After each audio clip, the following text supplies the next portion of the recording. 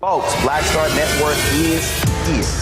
Oh, no punches! I'm real revolutionary right now. Support this man, Black Media. He makes sure that our stories are told.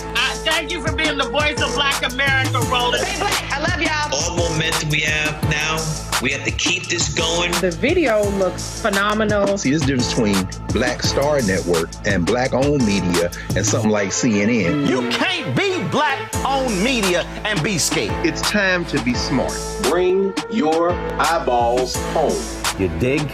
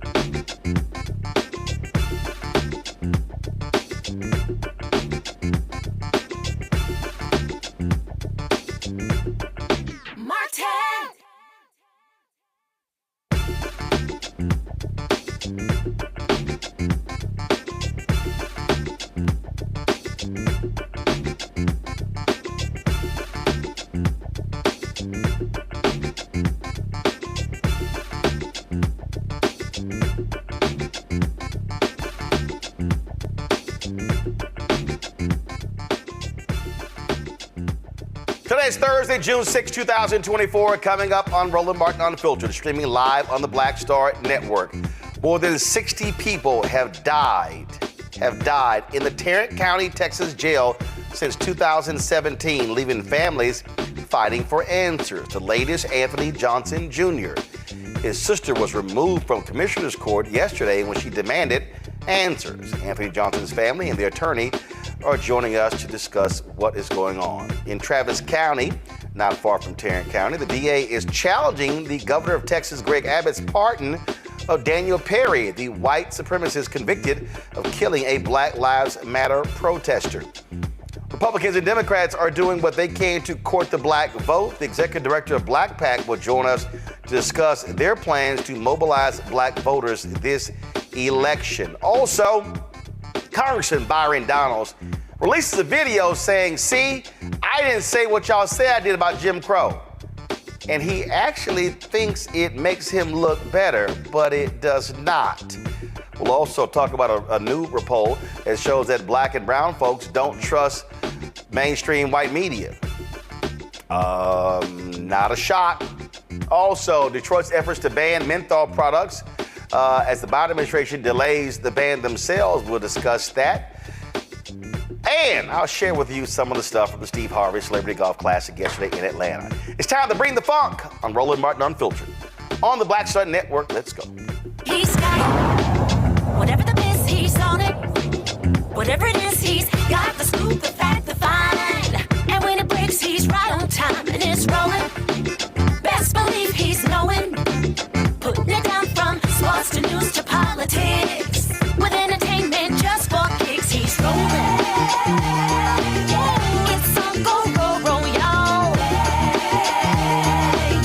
It's Roland Martin, rolling with Roland now. He's funk, he's fresh, he's real, the best, you know he's Roland Martin now.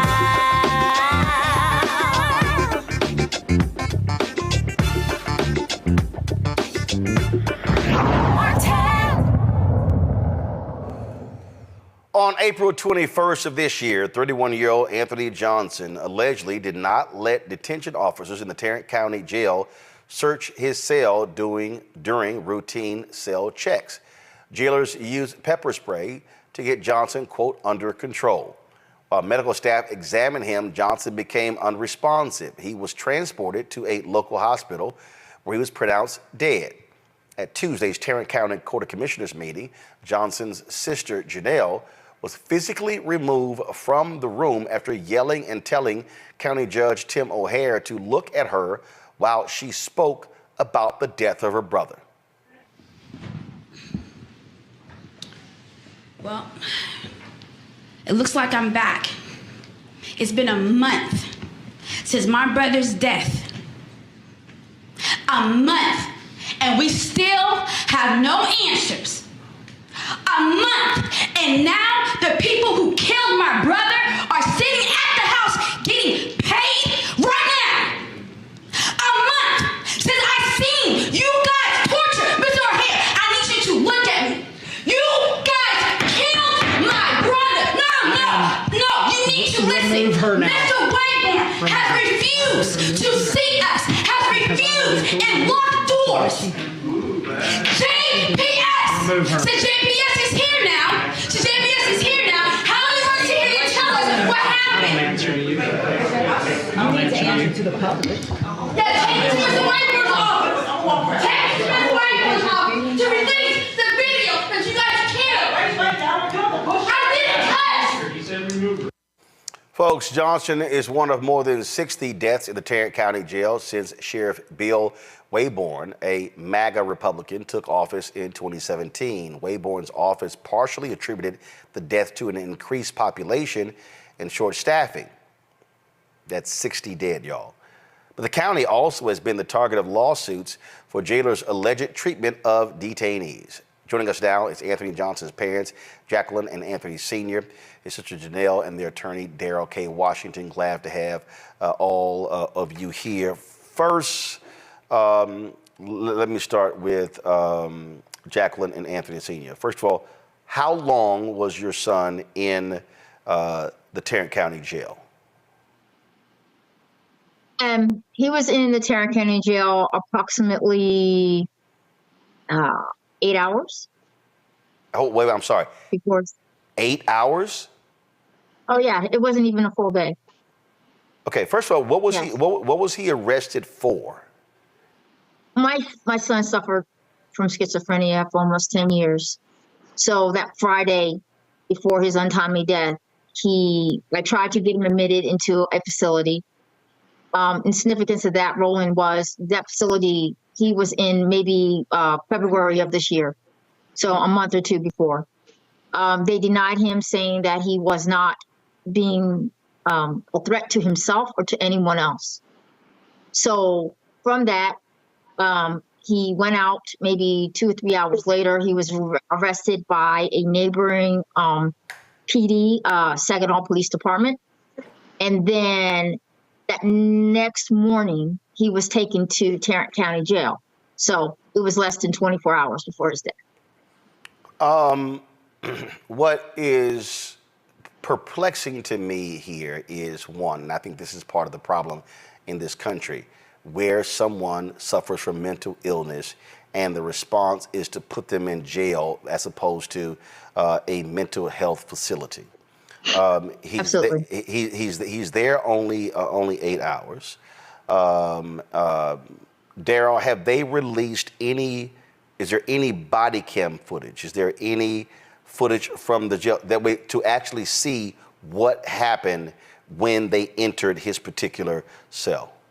Roland, there's actually 2 different versions of a video. What you were showing earlier in your clip, that was actually a video that captured the incident on a cell phone. But you can clearly see in this video that one of the jailers, the guy who's standing at the back, Jailer Marino, was called by one of his supervisors to actually come and put his knee on Anthony's back and neck.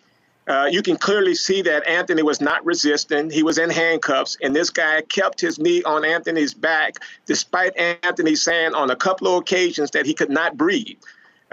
They just clearly ignored it, and they just left him there to die. But Roland, let me tell you, what we see in that 6-minute video is not the egregious part. This video was about 15 minutes. It's what you don't see is the bad part. And this is the part that we have been trying to get the Sheriff's Department to release to the public, and they've refused to. But when people actually see the remaining 8 to 9 minutes of that video, people are going to be extremely disturbed by what they witness. Janelle, you were removed from Commissioner's Court, and look, you got several commissioners there. What have they said? What has been, because for people to understand, they are responsible, they oversee county administration. Even though the sheriff is elected, his budget comes from the Tarrant County Commissioner's Court. What have they said in all of this time? They haven't said anything. First, Mr. Wayborn, since that wasn't my first time at the Tarrant County Commissioner Court. I was there a month ago, like I stated. So even those 2 times, Sheriff Wayborn hasn't even shown up to address. But with the meetings, they don't really say anything. They just, allow the people to say something. But what really triggered me and what got me was, even before then, it was the lack of attention. And when everybody else was on that court, including Ms. Simmons, they were giving me their uninvited. And it wasn't until I mentioned unpaid leave when I see Mr. O'Hare started shuffling his papers. And for me, and which you'll see, my brother's a Marine, my father's a Marine. So I grew up knowing that when you are talking to somebody, especially of this importance or any type of importance, how you'll know someone's listening to you, they'll give you eye contact. They will give you direct attention. Even Mr. Wayborn, when I had first spoke with them, even with that, Mr. Wayborn gave me that attention. So when I'm demanding that from Mr. O'Hare and he decides to, now he wants to shuffle and not give me attention, it's triggering because you killed my brother. This isn't like, an accident or we're just some angry residents. You guys murdered. And then I proved to you guys that you guys don't know what you're doing. And now every step of the way, you're proving that. And for him to have politely let us know what the rules were before we even step up to speak, and I made sure that I wasn't using any type of profanity or anything like that. All I wanted was attention. All I wanted was for him to look at me when I'm speaking, because it has been a month. You guys previously were talking about voter fraud. You guys were talking about the Texas Rangers while we're sitting there. And it's like, we don't have any answers. So how are you telling the public on the back end what you guys have been working on and where our money is going towards? And yet we don't have any answers. And you're not going to police how I speak to you because it may make you feel some type of way. And I'm the one experiencing the death. That's not how this is about to work. We've been in this home for 20 years. We're 20-year taxpayers. We pay their salaries. So they owe us that respect to at least give us their undivided attention. Daryl, it has to be absolutely frustrating for someone to die at the hands of, die in a jail, die in a county facility, not even there a day, and to essentially get blown off by the sheriff and his bosses. Hey, Roland, this has been extremely frustrating. And let me just say a couple of things, Roland. There's been 66 deaths since 2017. There's been 6 deaths alone in 2024. A young lady just actually died in jail last week. But 2 of the jailers who were involved in this incident were terminated a couple of weeks ago. And because the sheriffs did not follow the rule, these jailers were reinstated. We are hoping that they're now going to be terminated once again, Roland, and we expect them probably within the next week that there should be criminal charges filed in this case. But one of the things you say something that is very key. People who are dealing with mental illness should not be in jail. Well, Roland, there was a survey that was conducted, and over 67% of the individuals who are in Tarrant County Jail are dealing with the mental illness. Those individuals should not be in jail. They should be in a mental facility. And what we have to realize is that this is jail. This is not prison. A great majority of the individuals who are there, they are there temporarily. And they have not had their day in court. And most of these individuals are going to be found innocent. So they just should not be dying in jail. This is just totally unacceptable. It's been something that's been going on for quite some time. And we demand change, Roland. Well, first of all, is the Department of Justice looking into the Tarrant County Jail? That's one of the things, Roland, that we really have been demanding. I know Mr. Johnson has been very vocal about that, Roland. What this family wants to happen, they don't want this to happen to anyone else. But you know, the sheriff was given an interview last week, and he said this guy made the comment that Tarrant County Jail is a great place to be. I mean, he was talking about the jail as if he was talking about Ritz-Carlton or somewhere. And this guy is just totally disconnected with what's going on. And we just really need change. The Department of Justice needs to come in because this is just too many deaths. You said that Anthony Johnson Sr. has been quite vocal about this. Sir, go right ahead and share your thoughts. Yes, sir, Mr. Rowland. This nature should have never even taken place. So for the fact that the sheriff thinks that his facility is some prize, he failed to mention to the public how his staff should have never had Anthony in their custody. And it was he who told me about where he should have gone. So with all that being said, yes, this needs to go higher. This needs to go higher than the sheriff. When the sheriff fired them, he should have been going with them. My response now, sir, is those above. How do you sit there? How do you policymakers sit where you are, knowing that what we have here in Texas, considering all the people that you have coming here now, it's just ridiculous. And for Sheriff Wayborn, Come on now. This is beyond stupidity, let alone disrespect. And so I'm just asking for the answer. We already know what happened. So release it. If you're so sure that everything you've done is so innocent, you got the next hour or the next time Mr. Martin comes on the air to just release it. Show the public how clean and thoughtful Texas Tarrant County is. Because, see, I've been here for 20 years, and I've been quiet until now. And I apologize to the world for that. But, see, I have more pressing issues at hand. I have a son with schizophrenia coming out of the Marine Corps. So what I have going on, dealing with my son, Tarrant County, you were getting a blessing because I wasn't asking you for anything. He had mental illness, and you were supposed to take care of him from that perspective and that only. Did not need anything from Texas. So I believe, Mr. Martin, that the DOJ needs to step in here. They only hear what and when I say they, I'm talking about Tarrant County. They're only policing themselves. From the Rangers, the DA, that's policing themselves. I mean, really, a month. They give you 3 minutes to speak, but they need more than a month to justify deaths. It's ridiculous. And as far as being angry, now I'm beyond angry, Mr. Martin. We need accountability. This is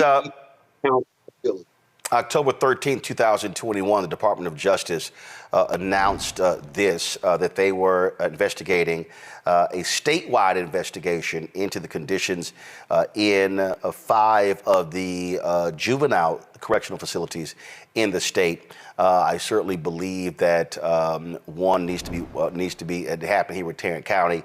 Daryl, have y'all submitted a letter to Christian Clark in the Civil Rights Division of the Department of Justice? We actually have made contact, Roland, and they are looking into it. But Roland, I want to say... Wait, one second. When we say made contact, what does that mean? We've spoken with someone with the Department of Justice, and as you know, they have their formalities that they have to go through. They have actually been in Tarrant County's jail once before. But again, we've tried to get the discovery, we've tried to get that information rolling, and I will say that there's a commissioner, Lisa Simmons, she's been very vocal behind that in calling for the Department of Justice to come in. So you have someone who is a Tarrant County commissioner who is also saying that, look, what we have going on within our jail is problematic. We need some intervention. We need someone to come in, because if it doesn't happen, we're going to continue to have these deaths. Oh, no doubt. And that's abundantly clear. We appreciate y'all for coming on. I would absolutely, Daryl, I would say, on behalf of you and the family, submit a formal letter to the Civil Rights Division and Christian Clark, and I'm highly confident that she will meet with you and the family to discuss this. Absolutely, Roland. We definitely, when that video comes out, Roland, we want to make sure that you are the first person to get it, because you highlight these stories and you make sure that the things that are impacting our community, you get it out there when mainstream media will not get it out. But Roland, when you see that video, you're going to see these individuals slapping Mr. Johnson. For 7 minutes, they didn't even know he was dead. They actually strapped him up in a wheelchair and was checking his blood pressure. All this while he was dead. So when you see this video, Roland, it's one of the worst that I've seen in over my 25 years in practice. Stunning. To the Johnson family, we absolutely sorry for your loss, but we will definitely keep attention focused on this. I'm sorry, go ahead. Yeah, we are supporters, Roland. So you keep doing what you're doing as well. Yes, and we do thank you as well. And giving us that voice. Thank you. I appreciate it. Thank you so very much. We'll hopefully we'll be chatting with you soon when DOJ announces they're stepping in, because something needs to happen. 66 dead in the last 7 years. That is an abomination. Absolutely. Thank you so very much. Thank you very much. Thank you, Roland. Thank you. Folks, okay. I'm going to go to break. We'll be right back. Roland Martin Unfiltered on the Black Star Network.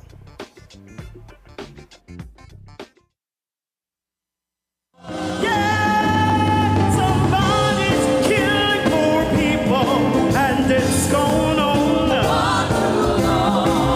When COVID happened, poor people were dying at a rate already of 800 people a day.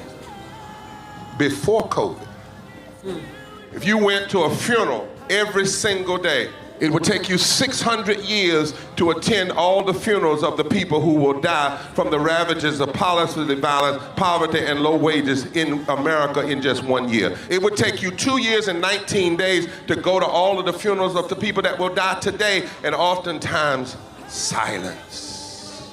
Nobody talks about this political genocide, but we are determined today to remember their death and be a resurrection of voting power and voice power like never before. Economic justice and saving this democracy are deeply connected. We, as a nation, must listen to the demands of the poor, who are pushing and will continue to push political candidates and elected leaders to lift from the bottom so that everybody can rise. We are the poor, the marginalized, and the underpaid. And we are taking one step forward to say that everybody has a right to live. Poverty is not the fault of those who are impoverished. It is caused by those who make the policy. There are over 135 million poor and low-wage, low-income people in this nation. The biggest block of potential voters by far is low-income, low-wage voters. I can't afford medicine. Sometimes I have to skip because of the cost. The farm worker community is tired of the violence imposed upon us by greed, exclusion, and denial of basic human rights. Those folk that represented by that casket, poor and low-wage workers who are the most moral people in this country because they go to work every day believing, even though going to work is hazardous to their health. I'm tired of working 70 to 80 hours a week and still not have money for the necessity of bills. I'm tired of getting sick and not being able to go see the doctor. Having to make a choice to pay between rent or the light bill or food or clothes. You cannot claim to care about families and a culture of life and then do everything in your power to rob people of equal access to resources and to force them to live in poverty. Leadership of both parties have waged war on poor people and low-wage workers. And this government has treated people experiencing poverty, including their military families, with disdainful, deliberate, malicious neglect. So the truth is that my son died from poverty. We refuse to accept poverty as the fourth leading cause of death. The fourth leading cause of death in this, the richest country in the world. We march today for our children and the generations to come. And we need to do it with the loudest voices possible, the biggest actions possible. We will voice our demands and register our vote. When we stand up and when we stand together, things change. There is the electorate that is, and then there is the electorate that should be. 34 million eligible poor and low-income voters did not vote in 2016. If just 20% of those voters in swing states were mobilized around an agenda, they could change the political outcome of every election. So we're launching the most massive voter mobilization and turnout campaign in history of poor and low-wage voters, allies, and religious leaders. People are dying, but we know it doesn't have to be this way. And so we are calling on everyone to join us in this Poor People's Campaign, a national call for more revival. We are here, we will be seen, we will be heard, and our power will be felt. We don't need to be an insurrection. We are a resurrection that will be felt across this country. Are you ready? Ready, ready, ready. We are a resurrection, and we are ready. And we won't be silent anymore.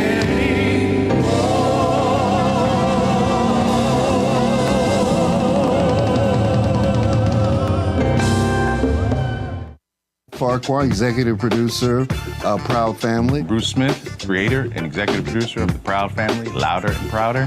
And you're watching Roland Martin Unfiltered.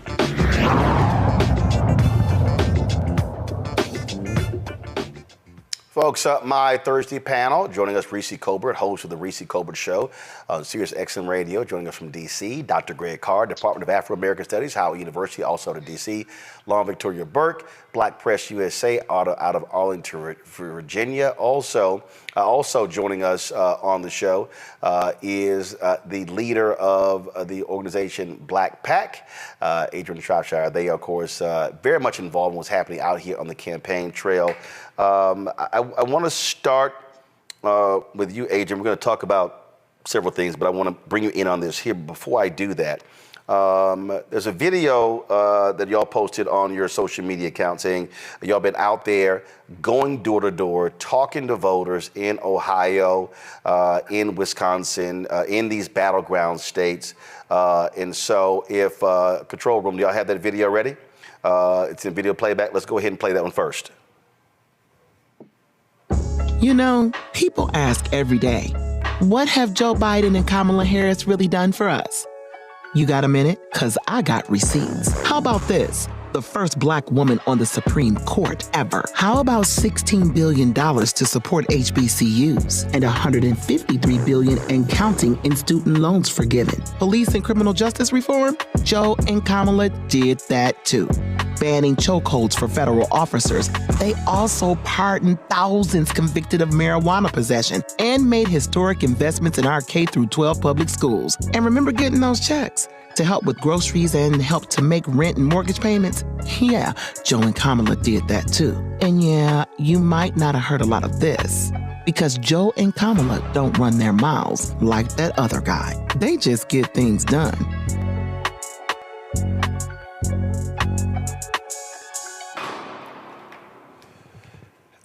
Adrian, one of the things that I have consistently showed on this show is the contrast between the Department of Justice under Biden-Harris and the Department of Justice under Donald Trump. What we just heard from the Johnson family in Tarrant County is a perfect example of that. You have a DOJ that has literally had, I think it's now up to 10 Patterson practice investigations of police departments. They have been investigating not only juvenile facilities in Texas, but other jails and other prisons in other counties and other states. They have been actually getting convictions, sending wardens to prison, sending correctional officers to prison. And frankly, I've been highly critical of the Biden-Harris administration because they haven't talked about it. Sure. DOJ, they've had news conferences. We've covered it. They've issued press releases. But the White House is not focused on this. Although they were unable to, they got the George Floyd Justice Act out of the House, unable to get it from the Senate, you have seen real work done in criminal justice reform. They just, in your ad loose to it, they just haven't been loud about it. Right. Yes. And so this is exactly what we hear from people, whether it's on the doors or in our focus groups that we've been doing for the last several months, is that people feel, we literally have people say, well, they need to start running their mouths or they need to start bragging. We need to know from them. And I think they're beginning to do some of that now. But it was important for us to be able to put out there the kinds of things that the Biden-Harris administration has done, because they are things like criminal justice reform and many of the other issues that we listed in the ad. They're important to our community, and people want to know. And when you tell people about it, and this is the other thing that's important and that we have watched happen as we've been talking to folks, people are unaware of what the administration has done. You tell them what they've done, they're surprised, and then actually they move in terms of their support of the president and the vice president. And so, as we think about going into this last half of the campaign cycle, it's important that we make sure that people understand what has happened. It's important that we make sure that they understand what didn't get done too, but that has the possibility of getting done in a second Biden term. This Gracie, again, it just sort of just drives me crazy because if you're doing the work, folk got to know you do the work. And I kept saying repeatedly to the campaign, to the White House and others, that January to August should have been what I call education and information stage, where you are flooding the zone saying we did this and this and this and this and this. Little that has happened, but here we now are. We're now in June, and I keep saying your runway has now gotten shorter. That has to be amped up in a considerable way because Terrence Woodbury has told us in those focus groups, people come in with an attitude saying this didn't get done, and then where they're told this got done, it literally flips the focus group. Right. Yeah, I'm trying to figure out what y'all waiting on. Hello? Like, y'all have done a lot of things over the past 4 years now. I mean, or three years and some change. A lot of the initiatives that they're just starting to talk about, like a couple weeks back, it was about medical debt and something else like, the $16 billion for HBCUs. It's like, yeah, I was covering that 2 years ago at the White House, or 3 years ago when y'all announced it. So y'all just now getting around to talk about this. The thing about it is, and we talk about this all the time on the show, Roland, they have not built an information infrastructure. They built a give me $5, rush $5. The deadline is coming, and that's why they've raised $100 million. I don't know what they're doing with it exactly. When they need to be really focusing on the information infrastructure, because the other side has focused on a disinformation infrastructure that has created these attitudes that you're talking about in these focus groups and that Adrian is referring to in terms of the door-to-door engagement that they're doing, where people have their perception that nothing has been done. That's just flat out not true. But the onus is on the administration. The onus is on the Democratic Party, who has the resources, who has the ability to do more to get the message out. And you cannot rely on the mainstream media. You can't just pay a couple of, Gen Z TikTokers, no shade to them, to post a couple things and come to the White House and kick it for a little bit and think that that's going to move the needle. You have to be relentless about messaging your accomplishments the same way that the progressives were relentless about today is a good day to cancel student debt, the same way that the Republicans are relentless about you need to go to the border and a number of other issues. The Democrats have to be disciplined about acknowledging and really touting their accomplishments. And they need to have at least a big three of things that they can tout each time, every time, so that it just is seared into people's brains. And I don't think that they've really done that just yet. Adrian, when we talk about issues, they absolutely matter. And you can't rely on TV ads. You can't rely on radio ads. And the work that y'all are doing, I said that they should be hosting conversations. They should be having black mayors and county commissioners and activists and willing to literally say, hey, come and ask your questions. So when someone says, well, I want this to happen, hold on 1 second. Boom, this is actually what happened. This is how much money was allocated. And if something didn't happen, say, this is who was responsible. This is why this didn't happen. Right. And I know that the vice president has been doing some of that as of late. She's been convening both on economic issues, economic mobility issues, as Reese said, a number of issues where she's been pulling folks together across the country. But I think that's right. I mean, one of the things that's of concern to us, and part of the reason why we launched the ad campaign when we did, is because we know that the other side is really clear about the investment that they're making in confusing people.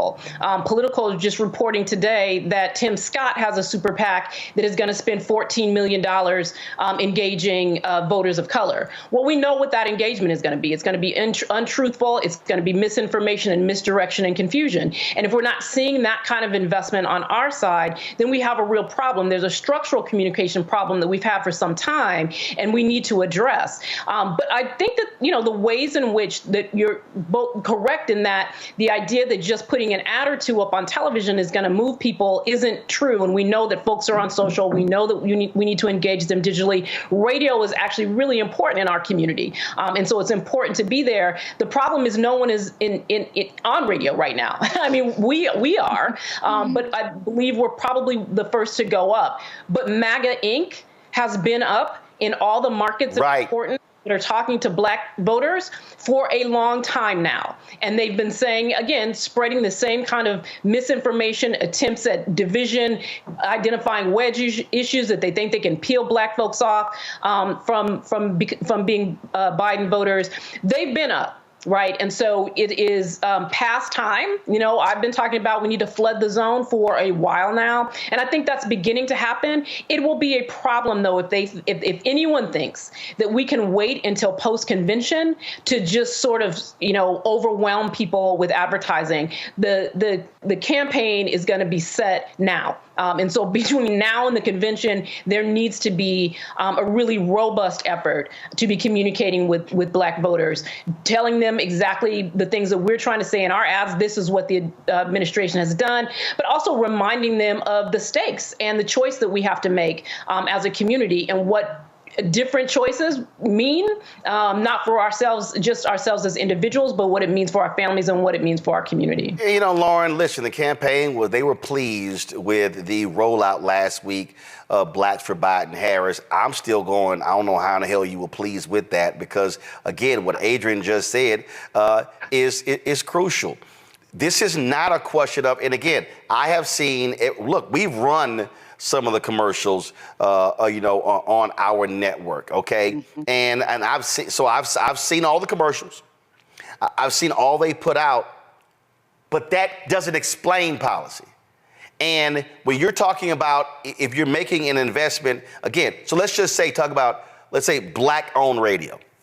And so you're talking about NABOB, National Association of Black-Owned Broadcasters, and then you're talking about, let's say, Urban One is a part of that. Well, if you got your syndicated programming, Urban One has Ricky Smiley Show, they've got Erica Campbell, D.L. Hughley, and a host of other shows that reach younger demographics.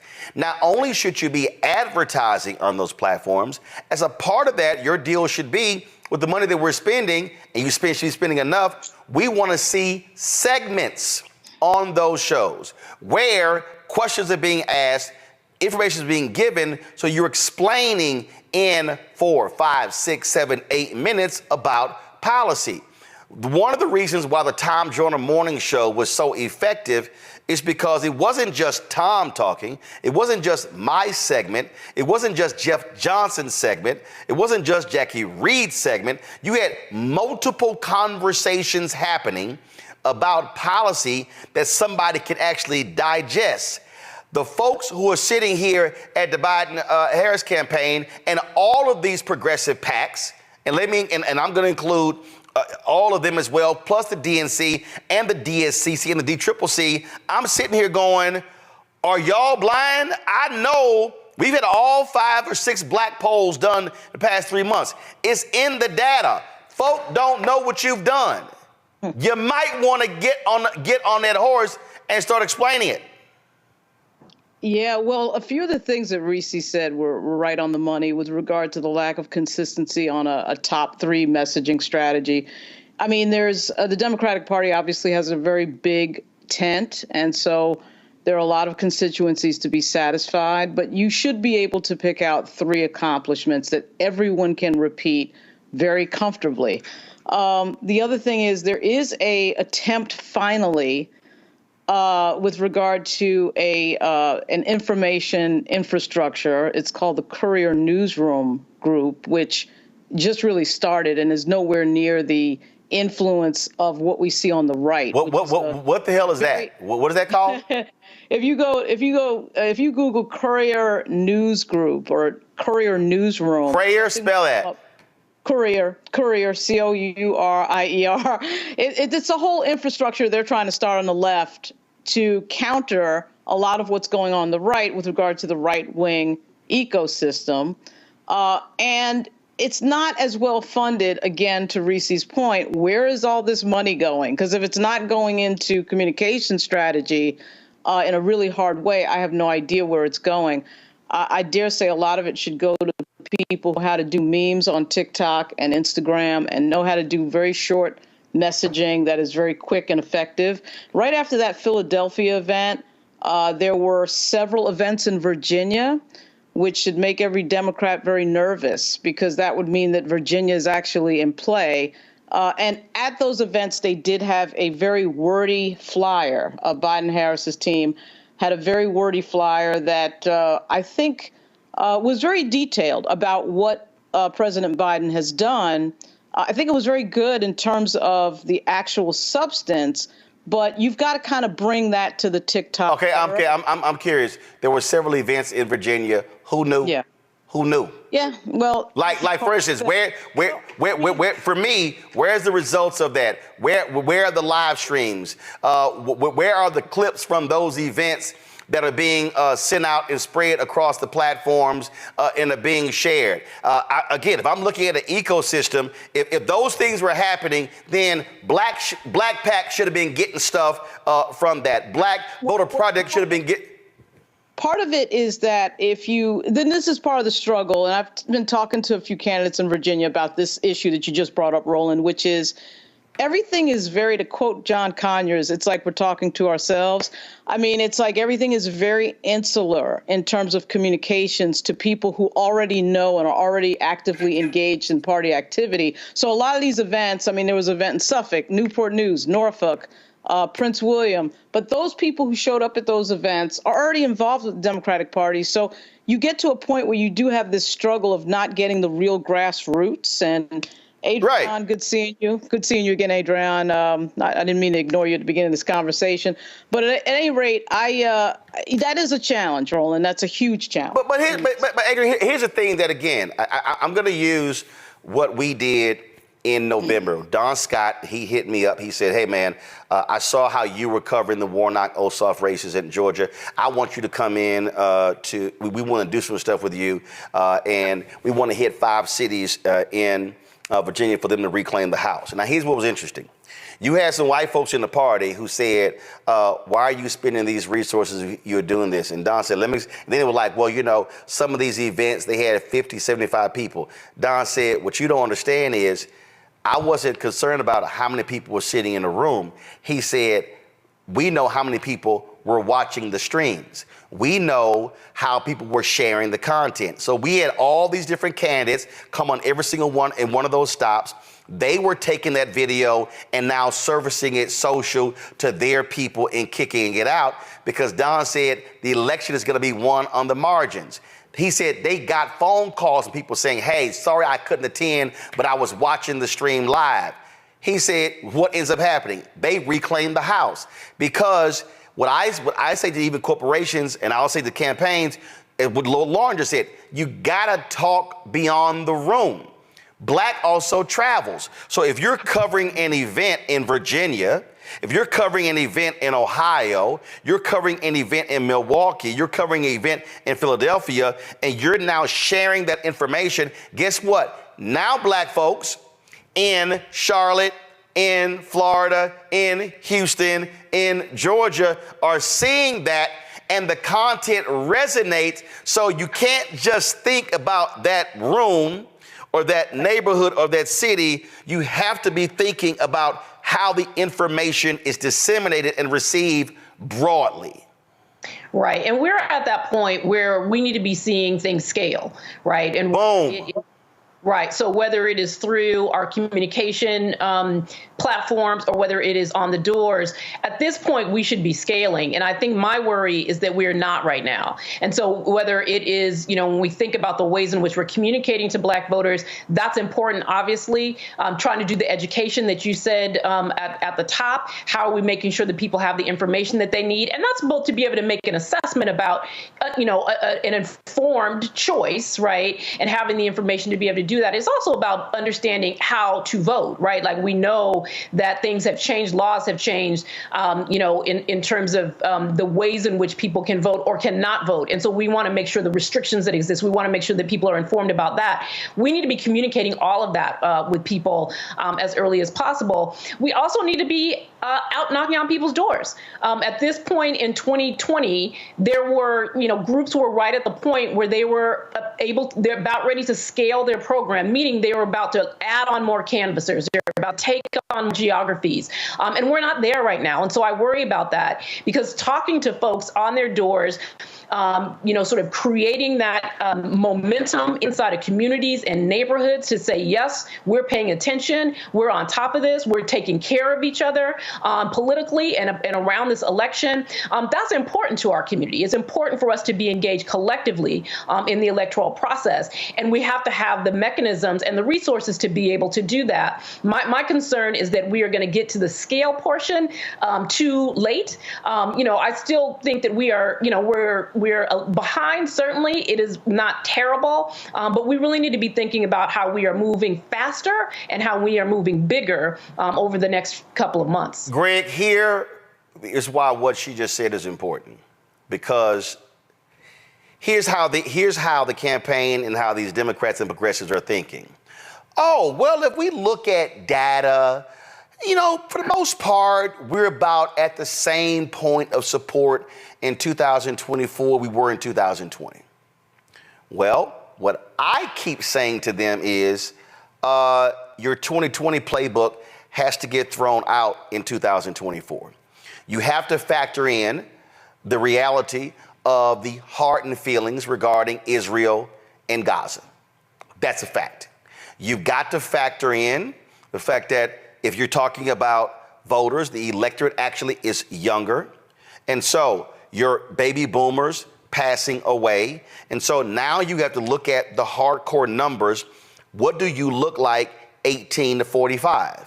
And so any polling data, whether it's BlackPAC, Black Women's Roundtable, Black Census Project, shows you a decreasing likelihood of turning out and being upset with the process, which means you have to then do it reverse. You now have to, as I keep saying, you have to spend more time and more money reaching folks who are on the fence, who are sort of tapped out. I'm not buying this. I don't like Biden because of his age. I don't like Trump because he's crazy. So I'm just going to sit this one out.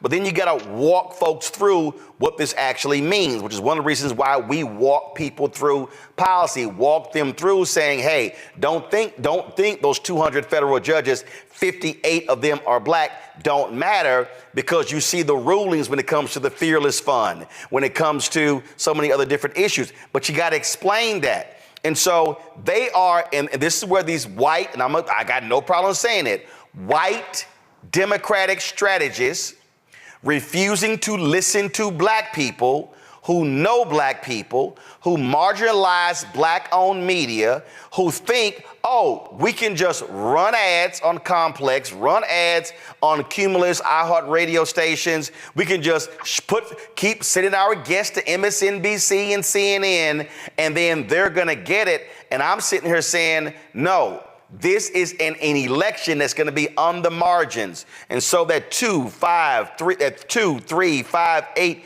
10,000 vote, those is going to make the difference.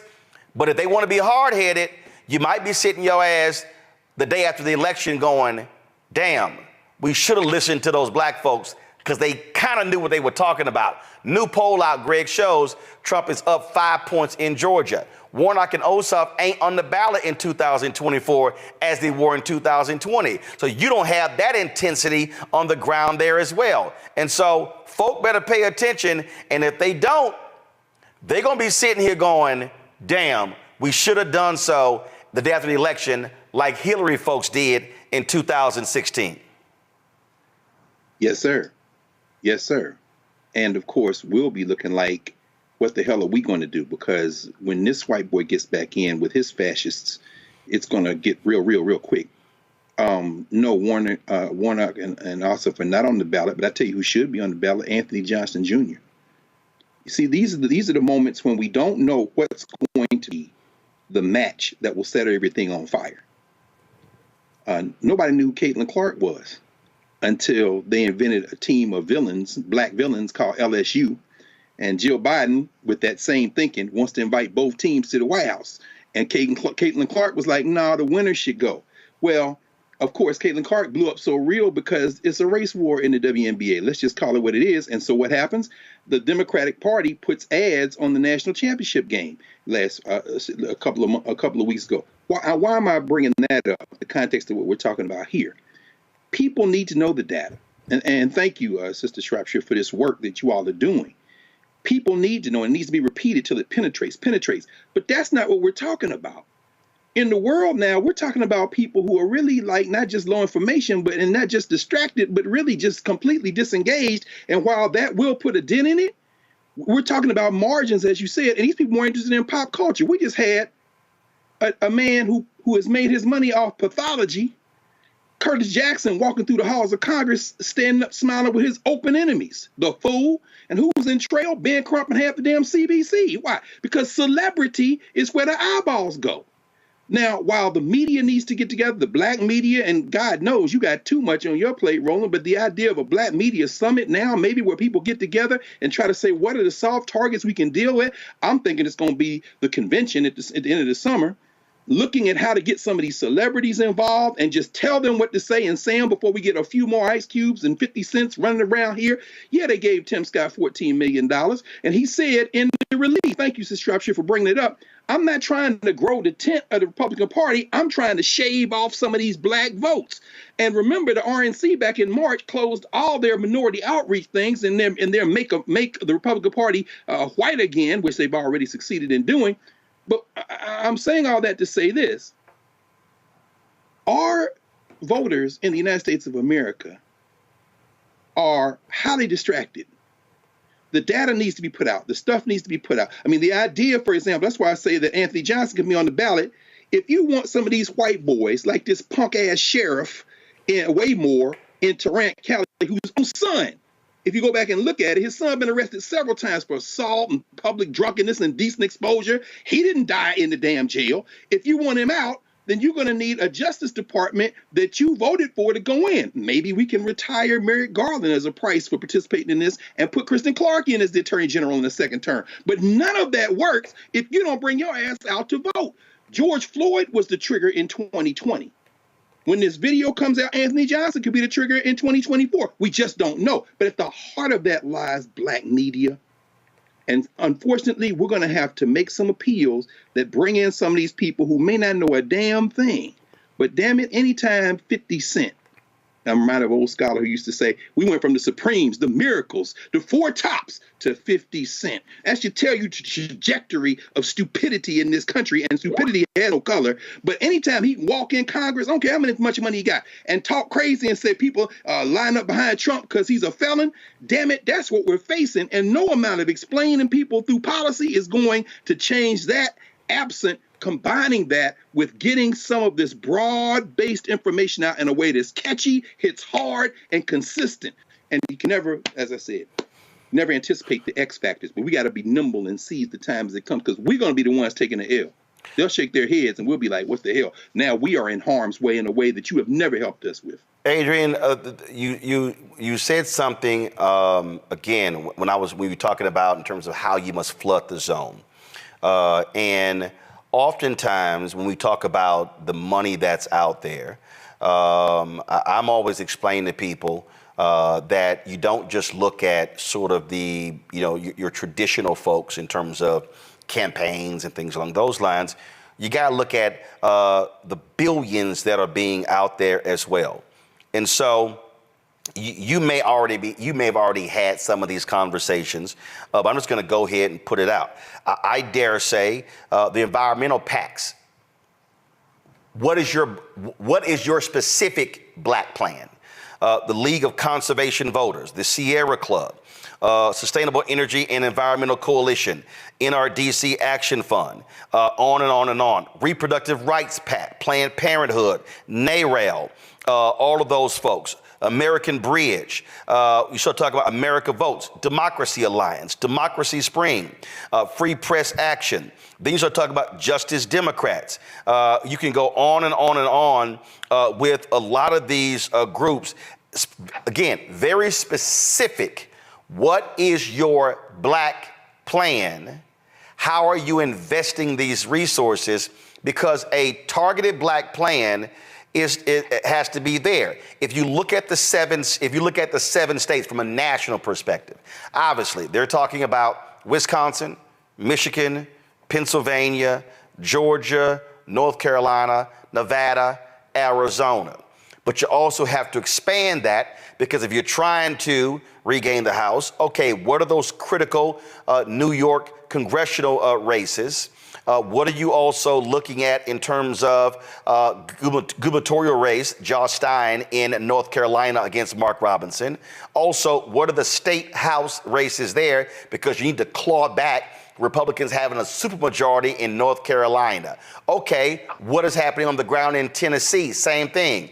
There are states where you may not be able to win the House or the Senate, but you can remove them from having a supermajority, which now forces them to have to deal with the other side. Then you talk about the Ohio race, Senator Sherrod Brown there. Was his black plan? Tim Ryan was awful reaching black folks in Ohio. And so what are you doing in Dayton, Columbus, Cincinnati, Cleveland? Hey, Sherrod Brown, are you doing anything at the Cincinnati Music Festival, one of the largest black events in the state every single year? I asked him the direct question. We met with the senators in the Black Media Roundtable a month or so ago, didn't get a direct answer.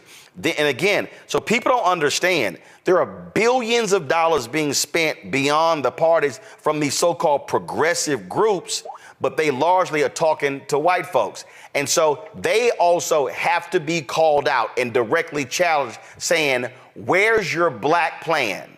And who are you funding that's on the ground? What black-owned media are you funding now, not in October? I think that's right. I mean, part of the challenge, I think, that many groups would say right now that we're all experiencing is this sense that everyone is kind of in a holding pattern, that it's clear that there's money out there, but it is also clear that that money is not moving. And so when I talked about the need for people to start scaling right now, groups can't scale without the money. And so there is this sense of people sort of being in a holding pattern and waiting. And it's not totally clear to me what folks are waiting for. I mean, many of the groups that you talked about, and one of the things that we also understand is that this is an all hands on deck type of situation to stop fascism in America, right? And so all of those groups are important. They need to be talking to the constituencies that they are best equipped to be speaking to. Some of those groups are, in fact, long-term partners of black groups. LCV, for example, is a long-term partner of BlackPAC. They understand very clearly the role and the importance of the black vote. They also understand the role and importance of black people in being involved in the environmental justice movement. So some of them get it and are long-term partners. But there is this sense that people are sort of sitting on their hands right now. To your point, there's definitely resources out there that could be moved. It's not clear what it's going to take. You know, how many polls do we see, right, before that floodgate gets opened up? And I think that we're getting to the point, as everyone has said here now, that we're getting to the point where, the window is closing, and the resources need to start flowing, and we need to shore up our base constituencies immediately. And I think that is part of the challenge that folks are facing right now. Some of it feels like it's beginning to move. Some of it feels like things that there's some questions being asked inside the campaign and among many of the groups that organizations that you just mentioned. There's questions being asked and some new thought about how resources need to start moving. And so I'm hopeful that groups will start to get what they need on the ground. But there is no reason why at this point folks are still trying to figure out, where money's coming from, if there is money, and that some folks seem to be sitting on their hands. Well, listen, this should be a code red. I don't care who you are. If anybody is sitting here going, oh, no, we're comfortable where we are right now, you are utterly delusional. Y'all are out there on the ground. I spend lots of time away from D.C.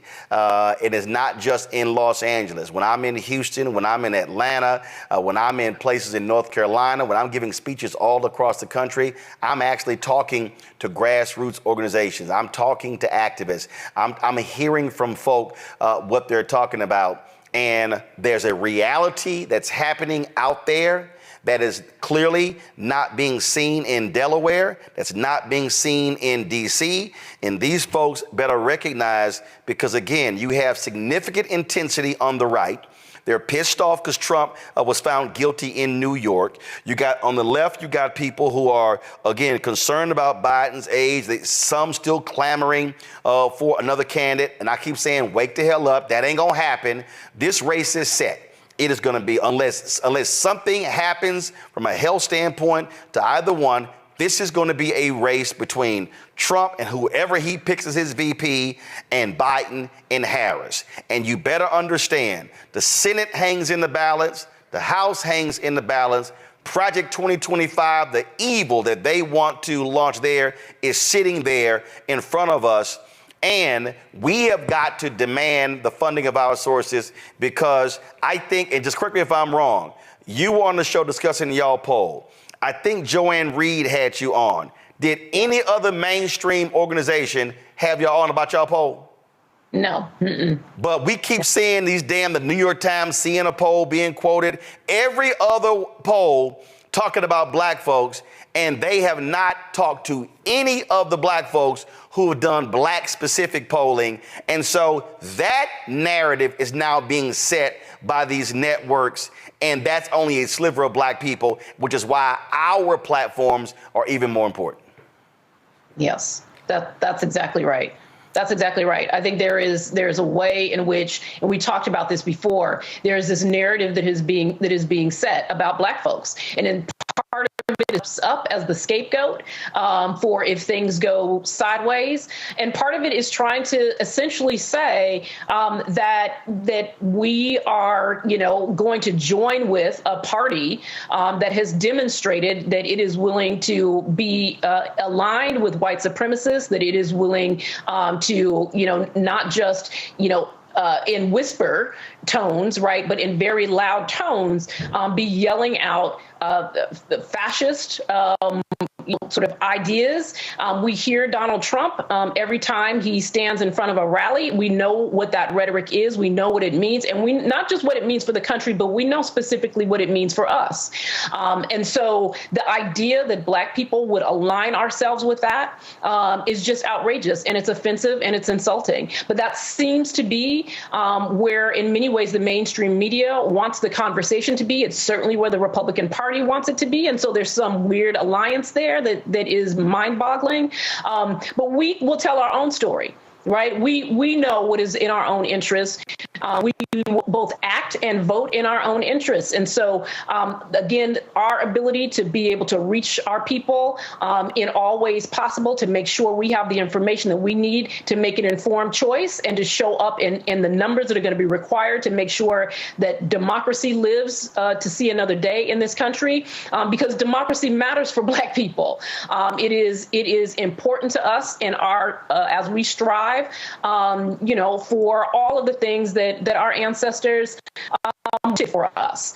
We require a political system that allows us to be able to do that, and we're not going to just let that go just because there was, a news broadcast and some pundits who said that we ought to. All right, Adrienne Shropshire, Executive Director of BlackPAC. We appreciate it. Thanks a lot. Thank you. All right, folks, got to go to a break. We come back. We're going to talk about the menthol ban being focused on in Detroit. Also, lying-ass Donald Trump is back talking about how he did more for HBCUs than anybody else.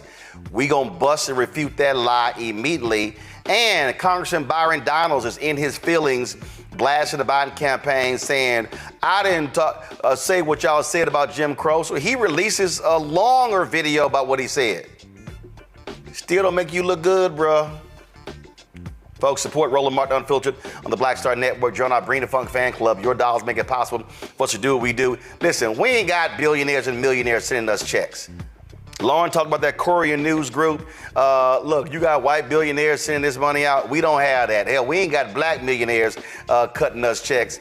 And so it's regular, ordinary folks who understand the importance of our news. Listen, I was in Atlanta yesterday, man. So many people stopped me in the airport when I landed, and also flying out today. Folks who work there, people who are flying, they keep saying, man, keep it up. We're supporters of the show, but we got to have more, folks. I'm telling y'all right now, I was on an advertising call today with the Group M agency. We've been dealing with them for 3 years. Hopefully we're going to see some advertising money, but there ain't no guarantee that's going to happen. And so your support has been absolutely critical for us to be able to do the work we do. Send your check and money order to P.O. Box 57196, Washington, D.C. 20037-0196. 888-996. Cash App, $RM Unfiltered. PayPal, R Martin Unfiltered. Venmo is RM Unfiltered. Zelle, Roland at RolandSMartin.com. Roland at RolandMartinUnfiltered.com. We'll be right back.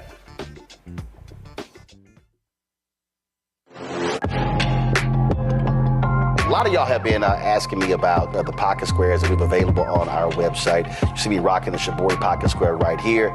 It's all about looking different. Now look, summertime is coming up. Y'all know, I keep trying to tell fellas, change your look, please. You can't wear athletic shoes every damn wear. So if you're putting on linen suits, if you're putting on some summer suits, have a whole different look. The reason I like this particular pocket square, the Shibori, because it's sort of like a flower and looks pretty cool here versus the traditional boring silk pocket squares.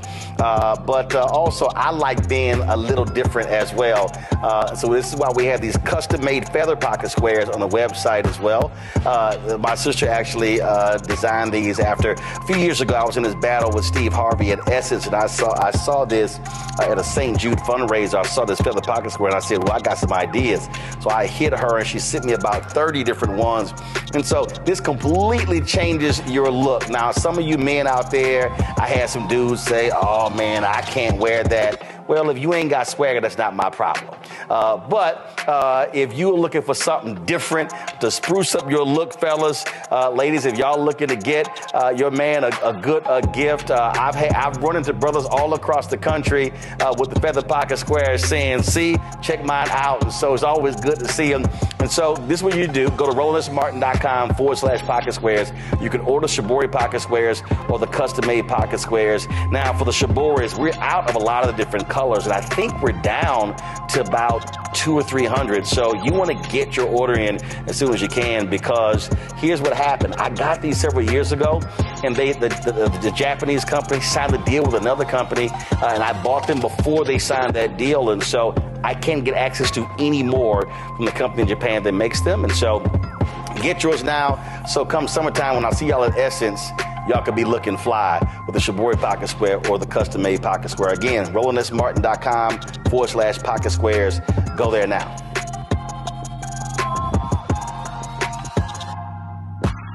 Hello, I'm Paula J. Parker. Truly proud on the Proud Family, Louder and Prouder on Disney+. And you're watching Roland Martin Unfiltered.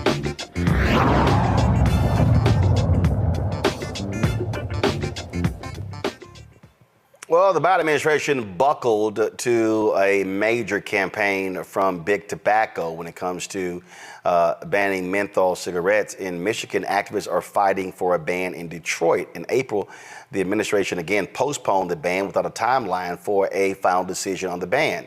Black Americans died disproportionately from heart attacks, lung cancer, strokes, and other tobacco-related illnesses. Joining me right now from Detroit is Minu Jones, the CEO of Making It Count CDC. Glad to have you here. So what's happening in Detroit? What are y'all doing when it comes to menthol? We are fighting to save Black lives and protect kids, Martin. As you know, African Americans are disproportionately impacted by death and disease related to tobacco use. And we, must protect our kids and save Black lives. I grew up in a house with two smokers who smoked Newport cigarettes. I lost my dad in November of 2022. And so we are really fighting to have a historic bill package passed in the legislature because Michigan is a state where we have preemption. So we can't do it at the local level. We tried to do it in Detroit, where we're considered a tobacco swamp by the Aspire Center. You think about that on the backdrop of Detroit being a food desert. So we're fighting and hoping that we get a hearing on this bill package next week. So you're trying to actually, so you can't do it locally, so you have to get it passed by the state. We have to get it passed by the state. We tried to do it at the local level, and we're, hit with that preemption piece that, by the way, passed. It was slipped into our law 30 years ago on Christmas Eve at 4 a.m. So, tobacco industry continues to be up to their tricks, and our lives are at stake. So we can't wait on federal legislation. We have to act in localities where there isn't preemption, and where there is preemption, we need to be repelling it so that we're unchained, right? We're coming up on Juneteenth and talking about emancipation and freedom, but for Black folks living in the inner city, we're still chained to menthol and tobacco products. It's killing us at disproportionate rates. We lose 45,000 Black lives each year. 72,000 African Americans are diagnosed with a tobacco-related cancer each year, and it's costing taxpayers money. I mean, our healthcare costs are over $5 billion because of tobacco-related illness in Michigan. So what has been the response from Democratic leaders? They control the state, the House, the Senate, and the governor's mansion. What are they saying? Yeah, I will say that we have some real fighters on this bill package. Stephanie Chang's, Sue Shink, they're real fighters. So we have a trifecta, as you know, in Michigan right now, but they have such a heavy load to undo the damage that has been done, for decades now, that it's been hard for us to get a hearing. So it's extremely important to me that, I'm able to do this interview with you today and, just continue to urge people to contact the legislature, contact your representative.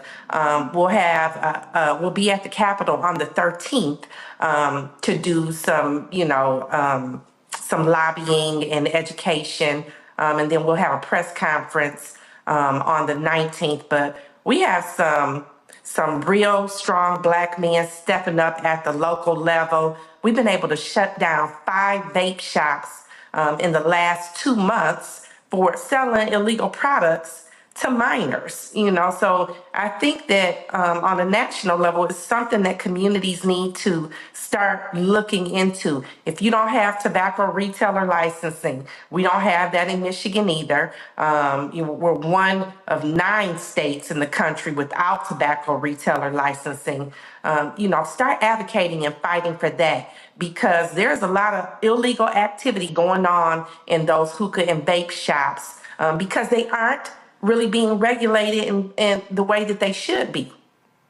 All right, then. Well, let's keep us updated on the progress there in Michigan. Thank you so much, Roland. I appreciate it. Thanks a bunch. All right. Folks, a recent study found that social media is playing a significant role in distributing misinformation for the Black community. A public opinion poll commissioned by Free Press BSP Research and the African American Research Collaborative surveyed 3,000 people and found that Black and Latino folks are more likely to access news on platforms like Facebook and YouTube than their white and Asian American counterparts. The survey shows that Black adults are significantly more likely to encounter false information online. The survey also revealed that only 1 in 4 Americans feels very informed about local elections. We've talked a lot about this, Reese, and other polling shows that they're getting misinformation from TikTok and Instagram, which means you have to counter that with information. If you don't, then all of a sudden you're going to be screwed up. Looks like I think is Reese's screen frozen? I think so. Let's do this here. Let me go to Greg first, then I'll come back to Reese. Greg, go ahead. Yeah, of course. It's interesting. We see this all over the world. We're seeing all kind of misinformation. I was watching the South African elections pretty closely over the weekend, and just watching the comments in social media, you can see how the rumors get started, how the information is spread. The biggest democracy in the world, India, just voted. And you saw how Modi, the prime minister, this close on a razor's edge now, whether he'll be prime minister, because while he went in all confident, the mass of people, millions of people showed up and voted, and his party, the BJP, lost their numerical majority. What does it have to do with misinformation? This is a global phenomenon. All this stuff, Facebook, China right now. In China, they are trying to restrict social media and ban certain platforms from even being able to be used in China, because they are concerned about, of course, people say they're trying to suppress their electorate. Sure, they're trying to manage their population just like the United States is too, a little bit differently, but they're also concerned about misinformation. The guy who's going to jail now, Steve Bannon. You know, it's so funny. I don't run into a whole lot of black folk when I go to bookstores around in the DMV, but I tell you who I've run into on a couple of occasions in places where I'll never see no black people. Steve Bannon. Steve Bannon is constantly in this intellectual war, and it isn't just based on the United States, it's based globally. And misinformation is a serious quill in their pen. I think it's very important for us to understand that when you got fools like this dumb Tim Scott running around or Byron Donald, it doesn't matter whether it's true. All that matters is that it's being blasted at you from every rooftop. And that is why we are in a war of misinformation. And you're right. We can counter it with data. We can counter it with correct information. But we have to be very, very careful not to be trying to get into some back and forth with somebody who's in straight told a lie. You got to call them a liar and take the gloves off at this point. The thing here, Lauren, it is about, again, how do you counter? How do you do it with real information? You were talking about the Courier newsroom, and this is where I said, look, you got these progressive billionaires, white folks, who are funding these efforts. You got the white conservatives who are funding it. The white conservative billionaires figured this out long before the progressive folks. That is, you know what? I'm not wasting my time with mainstream media. I'm not trying to convince the MSNBC, the New York Times, Washington Post. They've always been labeled liberal, but they've also been white. And so I know from our vantage point, from African Americans, and here's that we understand what it looks like. And see, Lauren, here's what also happens. And when we get her signal straight, she's going to talk about this here. It's amazing to me how many prominent black people I see posting clips from mainstream media. And I'm like, damn, we discussed that 2-3 weeks earlier on Roland Martin Unfiltered. And it kills them to actually post a clip from this show talking about the stuff. And then all of a sudden it garners all of these different views, garners thousands upon thousands of views. And you heard what I asked Adrian Shropshire. Other than Joy and Reed show, how many other folk book y'all on y'all pack? None. So again, they're controlling the information. And so when I'm talking about, okay, access to capital to be able to build and grow, I have a plan.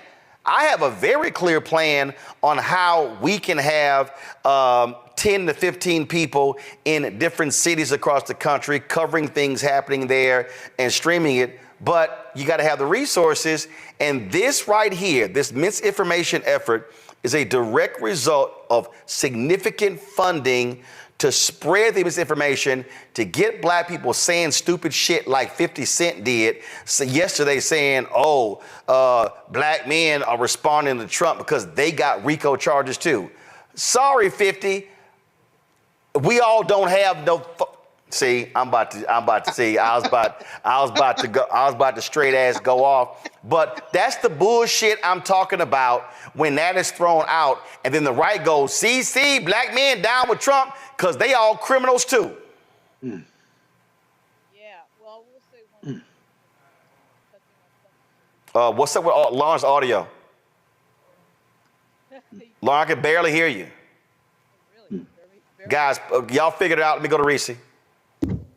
Yeah, I mean, listen, I've been sounding this alarm for years upon years upon years, and I've still yet to see it taken seriously, at least not when it comes to investing in black dollars. I mean, there are a lot more white people, analysts, and things of that nature that you do hear talking about it, but that money ain't coming to us. And so I think that what the Democratic Party is still lacking is a recognition that there's a credibility gap in our community between, the people that are getting to them first, the people that are getting to them more often, more frequently, that are better invested in, and the people who actually know what the hell they're talking about. Okay. I mean, the DNC is coming up in August. What kind of outreach have any of these? You laid out a number of PACs. There are so many organizations. What kind of outreach have they done to Black-owned media or somebody like myself? I'm on SiriusXM Urban View, which reaches 3 million Black listeners or listeners of all backgrounds. And my colleagues, we were talking about going down there, and somebody was like, as though we were paying for ourselves. And I'm like, hell no, I'm not going down there for free. And that's the problem. We are expected to do the heavy lifting that other people are getting paid millions to do. We're supposed to do it for free. We're supposed to do it out of the love of community, which we do, obviously, because we have no other choice. but to do it. But it's unfair, and we can only go so far without the investment that the other side is consistently doing and putting money in. And so we are always at a disadvantage, no matter how pure our intentions are, no matter how diligent and relentless we are.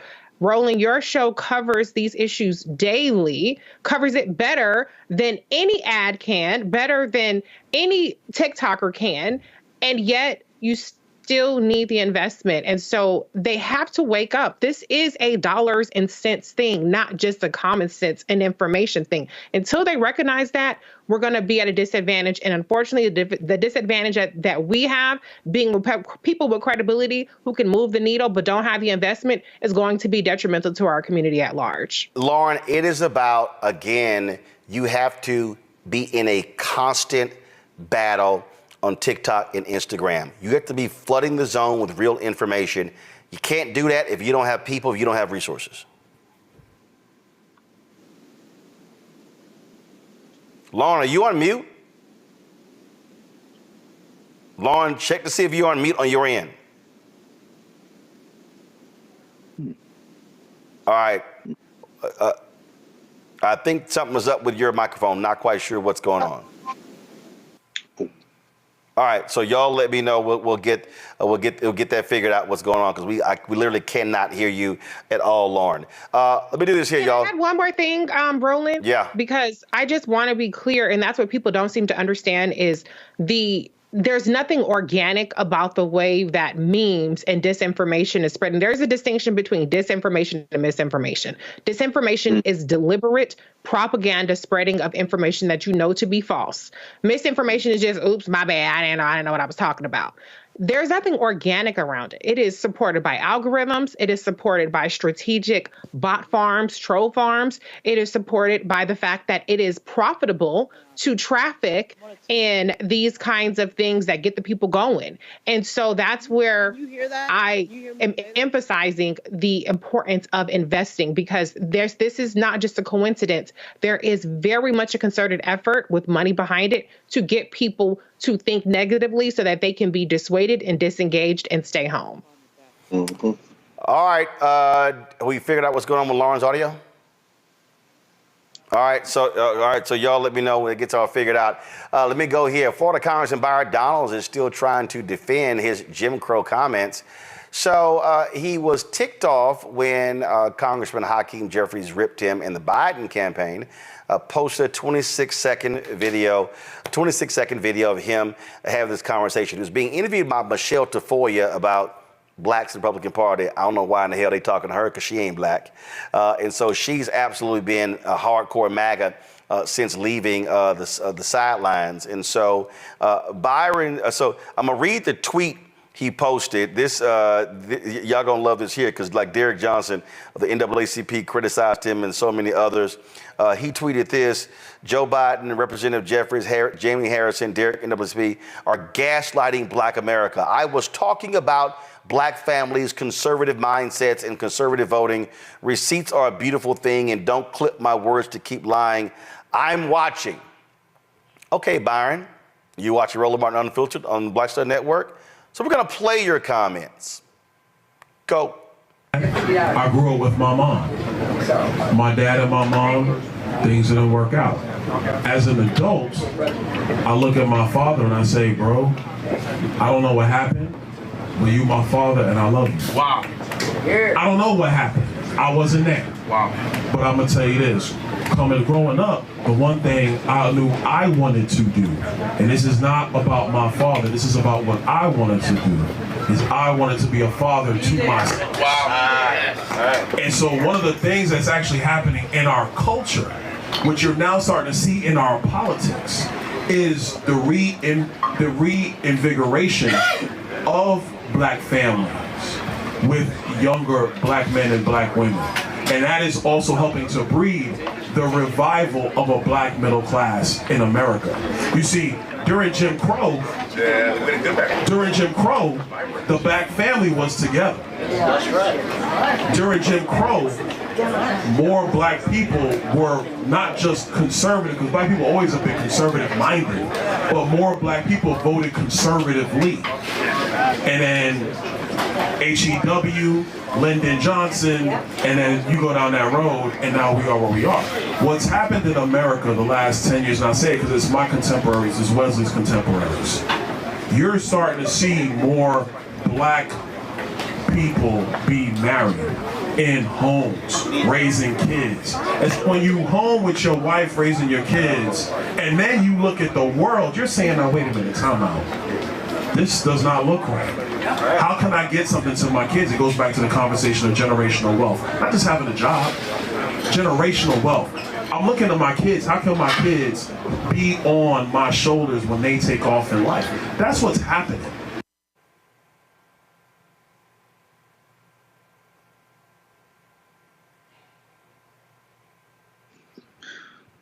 So,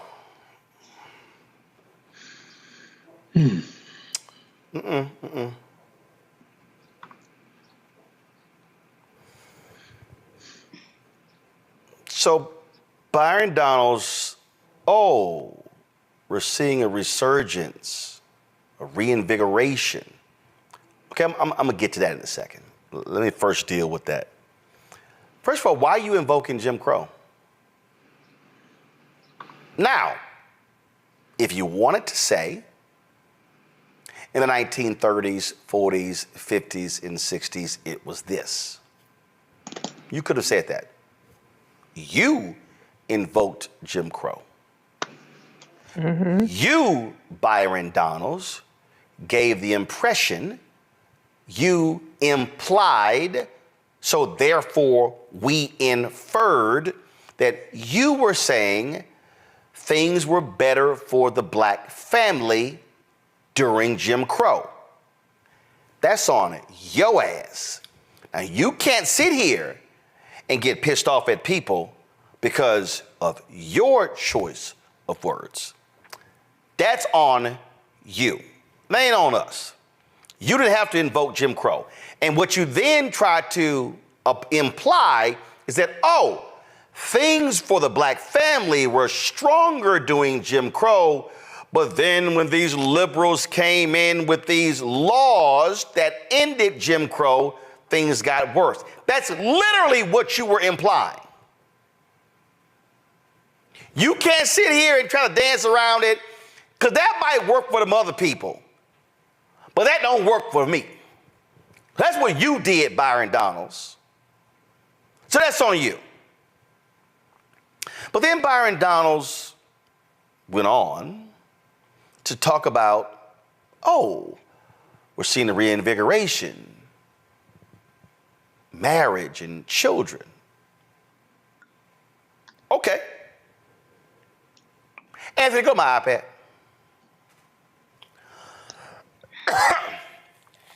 United States Census Bureau. Marriage prevalence for black adults varies by state. District of Columbia had the lowest percentage of married black adults 2015-2019. In this article, written by Chanel Washington, Lakita Walker, it said U.S. marriage rates have been on the decline since the latter half of the 20th century, and both men and women are marrying at a later age, but the decline and delay are even more dramatic among black adults. The median age at first marriage has risen for both men and women. In 1970, the median age at first marriage was 23.2 years for men, 20.8 years for women. 50 years later, those figures climbed to 30.5 years and 20.81 years, respectively. Although there have been drastic changes in marriage patterns for all race and Hispanic origin groups, differences have been especially pronounced for non-Hispanic black adults. 1970, 35.6% of black men and 27.7% of black women were never married. But by 2020, these percentages had jumped to 51.4% for black men and 47.5% for black women. While the percentage of all adults who were never married increased by 7.6 percentage points for men and 7.9 percentage points for women, the corresponding change for black adults was more than double that, at 15.8% for men and 19.8% for women. Similarly, the median age at first marriage for black adults increased more dramatically than it did for the overall population. So, Bryon Donalds, you just lied. You have no data to back up what you said. What you just said is literally a lie. This is for 2022. Now, unless there was just some dramatic shift in the last 2 years, like we just had just this influx of COVID marriages, what you're saying is lying. Now, I am not anti-marriage. My parents this month will be married 57 years. Me 20 plus, my brother, my sister, and her husband. Numbers are the numbers. But what the Bryon Donalds don't want to confront, even when he's talking about black folks during Jim Crow, is the economics. Bryon Donalds also, by mentioning H.E.W., Lyndon Baines Johnson, see, this is a familiar narrative from conservatives. Conservatives have offered this whole deal that, oh, the reason the black family has been destroyed is because the government funded black women and said you can make more money if the man is not in the household than if he is. Oh, they forgot that was really for white women. What the conservatives and Bryon Donalds never want to talk about is that that funding was because they were seeing an increase in women having children and not having resources to be able to provide for them. They have created the narrative that the law was specifically passed for black women. Y'all, President Lyndon Baines Johnson literally launched his war on poverty in Appalachia, in West Virginia. He didn't launch it in the Mississippi Delta. He didn't launch it in the Black Belt in Alabama. He launched that talking to broke, illiterate, can't access healthcare white folks. They don't want to talk about that. You never want to hear them say, oh, he launched it in Appalachia, which, by the way, is hardcore conservative today. They still illiterate, still broke, still got jacked up healthcare. Those are facts. What the Bryon Donalds of the world don't want to talk about is that black people, since you're referencing Jim Crow, were being denied economic mobility. We're being denied jobs. See, it's real easy to sit here and say, oh my goodness, see, it's these liberal policies. That's why people not getting married, people not having kids. First of all, y'all, can we please stop tripping? Marriage at the outset was a business. It wasn't about no love. It was about property. And if you were a woman, the negotiations took place. Negotiations took place between your daddy and that man's daddy. You were property. It was an economic arrangement. And what we are seeing are folks making economic decisions as it relates to marriage. So Bryon Donalds, you can sit here and you can be all mad, but you brought up Jim Crow. You opened that door. And the moment you open the door by mentioning Jim Crow and how black families were together and we had kids and we loved each other, then you can't ignore the other stuff that was happening outside that home during Jim Crow. And that is why you're getting jacked up. And that is why you don't want to be honest about welfare in America, because that wasn't about black folks. We couldn't access it when FDR put that in place. That was about white women. We talk about free lunch programs. Oh, I'm sorry. That wasn't about us. That was because skinny white boys were being malnourished, and the federal government established eating standards in this country because they said it's a national security issue that we can't recruit folks to serve in the military because they're too skinny. Look it up. Byron Donalds, let me be clear. All of the policies that were passed in America through the New Deal, through Truman, through Eisenhower, and even LBJ, that was not for black people. Now, yes, the poverty rate was critical. Clay Kane actually posted about that. Again, this is one of those comments that you're never going to see people like Byron Donalds want to talk about. This is what Clay posted. For Byron Donalds to imply the black family was stronger under Jim Crow is a Jim Crow lie. In 1959, the black poverty rate was 55.1%. Jim Crow was hell, not a golden era, which is why black people, regardless if they were Democrat or Republican, fought to end it. This is the poverty rate right here for black individuals. You see right here, y'all, it was in 1959 a high of 55.1%. Then you begin to see the poverty rates drop, and now it was 17.1% 2022. Why is that? This was because, one, black folks were being able to access corporate America and other jobs, and then we were actually beyond menial jobs, also because you had government assistance programs that were specifically dealing with the issue of poverty. Byron Donalds, what are you voting for when it comes to poverty? What are you voting for? Are you opposing student loan debt relief? Because guess what, Byron Donalds? One of the reasons why a lot of young folks right now are postponing marriage is because they have massive student loan debt.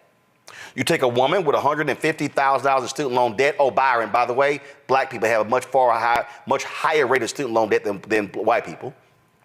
So if you got a black woman with $150,000 in student loan debt, you got a brother with $100,000 in student loan debt, you got two people with $250,000 in student loan debt. Oh, I'm sorry, your party hates student loan debt relief. So now we have, of course, a tax on the Fearless Fund, affirmative action being wiped out in colleges. Your same conservatives want to get rid of all the programs in corporate America that actually help black folks and others in a limited way. But then you want to talk about liberal poverty programs that ran the black man out the family. I'm sorry, aren't you in the same party that got upset when people were getting increased amounts of money during COVID for unemployment? I recall a certain Senator, Lindsey Graham, complaining that people were making more money off unemployment insurance than when they were on jobs. And so South Carolina was one of the first states to actually slash unemployment benefits. Oh, guess what? South Carolina also lagged behind everybody else in recovering from COVID because fewer people had money. So I want all y'all to understand, when the people like Byron Donalds loves talking about black folks in the black family and economics, you then need to go to the next level and say, but what is your voting pattern on economics as it relates to individuals and families? Byron Donalds, let me ask you a question. Did you want to get rid of the child tax credit? Did you want to get rid of assistance to folks to aid them out of these programs? Oh, I would love to get his response to that. When folk like Byron Donalds run their mouths, just listen. And when you have to still be explaining 3 days after the fact what you said, that means your ass wasn't clear.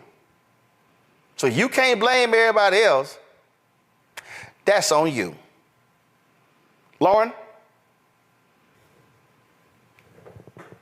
Byron Donalds does not have any expertise in any of this subject matter. He surely cannot speak for over 40 million people in the country. He has no idea what he's talking about. So this is kind of an interesting proposition to be analyzing really anything that he says. And part of the disinfo campaign from the Republican Party is to find Black people who will say dumb things like this and put it out there so that they can then reference these dumb things. And so he's teamed up with Tim Scott and Mark Robinson and all the rest to say these things about Black America. And of course, leaving out things like the war on drugs, the school to prison pipeline, the disproportionate incarceration, the sort of effort in this country to be extremely unjust when it comes to Black men and really taking them out of communities in one way or the other. And when you give people felonies, you take away their ability to earn a living. I mean, that is a huge issue that no one talks about. Even Democrats rarely talk about that. So while everybody is so, wanting to talk about these issues, I'm not sure, again, you're right. I don't know why you brought up Jim Crow. But I just think he has absolutely no idea what he's talking about. So it kind of is very hard to analyze somebody that has no idea what they're talking about. But it just sort of fits in line with the usual thing of wanting to blame Black people for the things that this country historically has put upon them. That's always their go-to. They never refer to any of the history behind any of the subjugation that has gone on for 400 years in this country. That's why they got all mad at the 1619 Project, bringing those facts up. That's why they're trying to change the teaching of history. And that's why misinfo and disinfo on these subjects is on the rise. That's why they're really trying to create a sort of parallel education system to ignore a lot of these facts, because it can never be the United States. It can never be the history of the United States. It has to be the individuals who are, in fact, in a minority who have been the victim for over 3 centuries of systematic policy, often built into the law. And, Byron Donalds is not worth paying that much attention to when it comes to that. I mean, these things are much bigger than him, and he just has no idea what he's talking about. Reese. Byron Donalds is full of shit. He's a propagandist. He's a foot soldier of white supremacy and the white nationalist party. For him to sit up there and act like we're all too fucking stupid to understand what he meant by Jim Crow, specifically invoking the term Jim Crow as being a time, an era where the Black family was together, shit and poverty, that ain't something we want to return to. But the tell is in his tweets after that. He says in one of his tweets, his most recent tweets, LBJ's Great Society was destructive to Black families in America. A lie. We need economic policy to help all Americans thrive.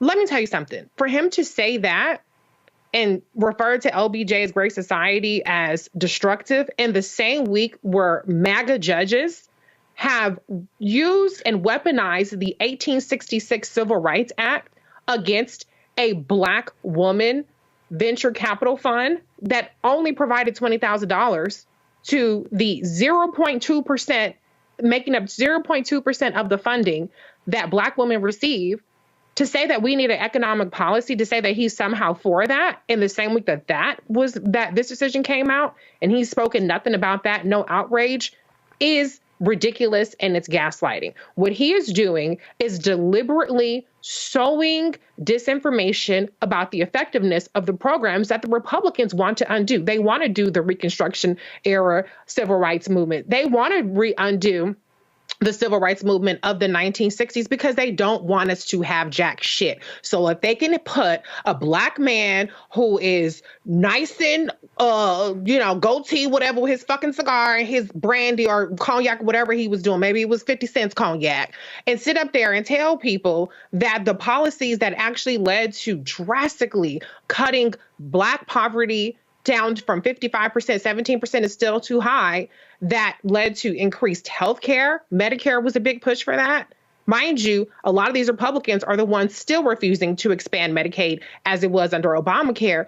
It's just disgusting, despicable behavior. We're not stupid, Byron Donalds. We see right through you. Unfortunately for us, though, he's picked a good time to be a propagandist, him and Tim Scott and all these other Black Republican grifters, because people are beyond low information voters. They are very susceptible to this kind of disinformation. And while they're doing that, the Edward Blooms and the Republicans are marching right along, undoing all of the gains that have been made because of programs like the Great Society. So don't sit up there and patronize us and try to act like you're the victim. And to the mainstream media that continues to platform him under the guise of having a discussion and trying to challenge him, but what you're doing is you're allowing him to perpetuate this disinformation. Y'all need to think twice about this shit too. Greg? Yeah, I agree with everything that's been said. You know, Byron Donalds has benefited from the policies pushed by the very party that he is attacking now. When he was down there at FAM, and I know that all the rattlers out there are relieved that Byron Donalds transferred to Florida State from Florida A&M, so that they don't have to claim his funky ass. But you know, whether it be the check case, that theft case back in 2000, or the marijuana possession case, you know, the kind of things that almost tripped him up as a young man. But the state of Florida, perhaps less conservative than it is now, had diversion programs in place so that he could actually, unlike his master, his lord and master Donald Trump, who's now a convicted felon who can't vote in the state of Florida, but you know, Byron Donalds had a path forward. You know, it's interesting, Roland, you, of course, just walked us beautifully through the history of Lyndon Johnson's War on Poverty, which kicked off, of course, in 1964. That was the same year of a Supreme Court case, McLaughlin versus Florida.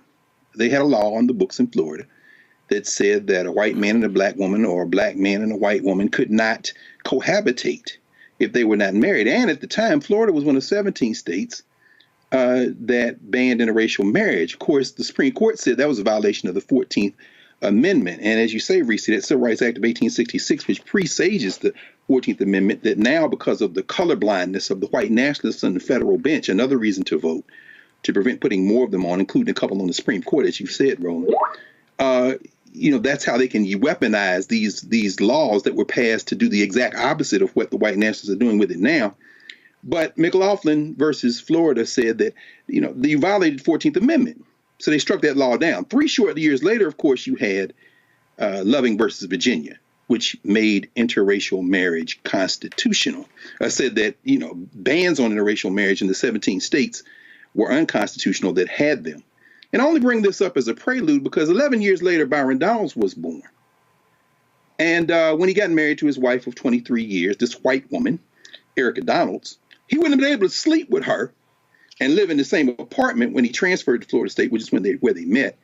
Had he been living in the state, had he been alive and a young man at the time, 19-year-old, sniffing around Florida State looking for a girlfriend, at least, Tim, did you get that sand off your knee? What happened to your girlfriend? I saw you propose. Anyway, point is this.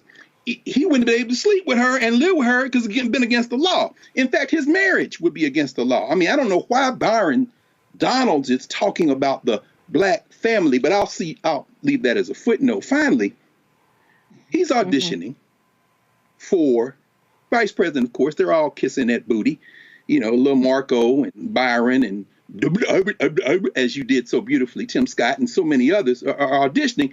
But the New York Times had an article a couple of weeks ago on his wife, this Moms for Liberty board sitting, getting 10% of her company's money from the state of Florida charter school hustle, Erica Donalds. Erica Donalds might be caping to be the Secretary of Education in the second Trump administration. Byron's going to do whatever the hell he can to get his wife perhaps that job, and he can get in the social circles. Hey, you love who you want, but damn, bruh, why you got to bring up Jim Crow? Which, by the way, I have my own opinions about in terms of the black family. Let's be very clear. I don't know. We probably need to talk about the nature of black cultural grounding and how it has changed and hadn't changed over the arc, because I won't necessarily get into that. But Byron, you don't want to go back to the days of Jim Crow, you or Clarence Thomas, because you couldn't have the woman of your dreams. Well, anyway, I'll stop with that. So I told y'all in terms of how, again, you see the line, the massive line that's going on, and we have refuted this nonsense over and over and over again. But I want to show y'all again, this is what happens when Donald Trump lies, and then folks like Senator Tim Scott runs to Fox News and constantly, he is lying on CNN and MSNBC, and it doesn't go to MSNBC, CNN and Fox News, over and over and over again. I'm talking about massive lies. I'm about to play some for y'all, and if y'all want to just hear sheer stupidity, just watch this. I funded the colleges and black colleges and universities. Nobody else did that. Nobody else even thought of it. And I funded the colleges and black colleges and universities. Nobody else did that. Nobody else even thought of it. And I funded the colleges and black colleges and universities. Nobody else did that. Nobody else even thought of it. And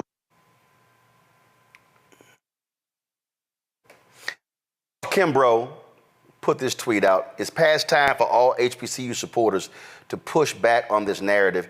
HBCUs have received federal funding since 1966. This is the graphic that Walter posted. This is Title III funding from 1966 through 1997. Y'all, these are the facts. Now, let me explain to y'all what you have going on here. The lie that Donald Trump keeps promoting. First, it was a $250 million program that first happened under President George W. Bush. It was continued under President Barack Obama.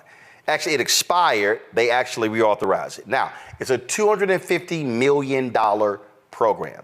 Now, here's what's interesting, folks. Again, people don't want to deal with. Only about 90 million of that program goes to HBCUs. It is called the Future Act. The additional money goes to Hispanic serving institutions, okay? That's what it is, okay? The Trump folks zeroed the program out in their budget, meaning they ended it.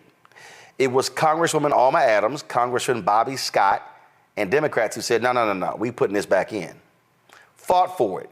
When it went over to the Senate, they filibustered it.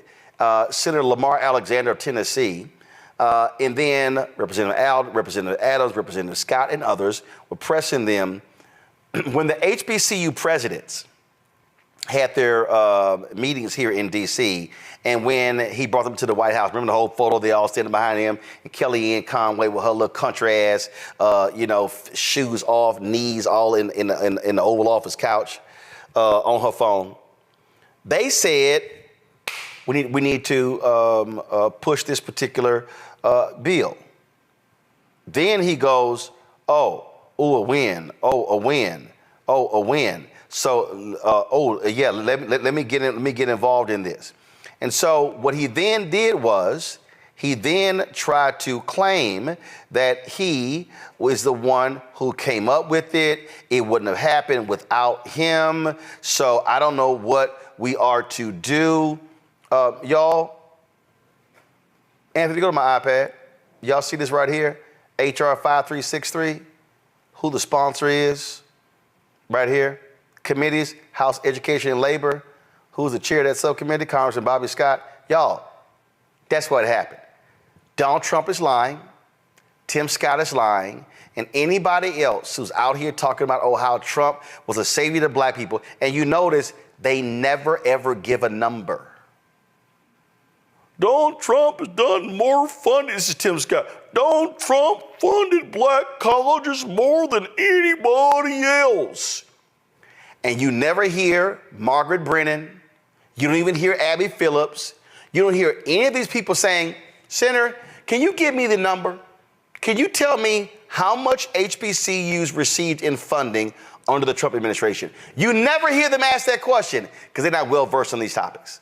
Well, there's a weird sort of agreement, too, of just not wanting to counter these people or have sort of this sort of both sides thing that it's going on, where the media, instead of protecting the truth, lets these people say this stuff over and over again. Because they don't know jack. Let's be real clear, Lauren.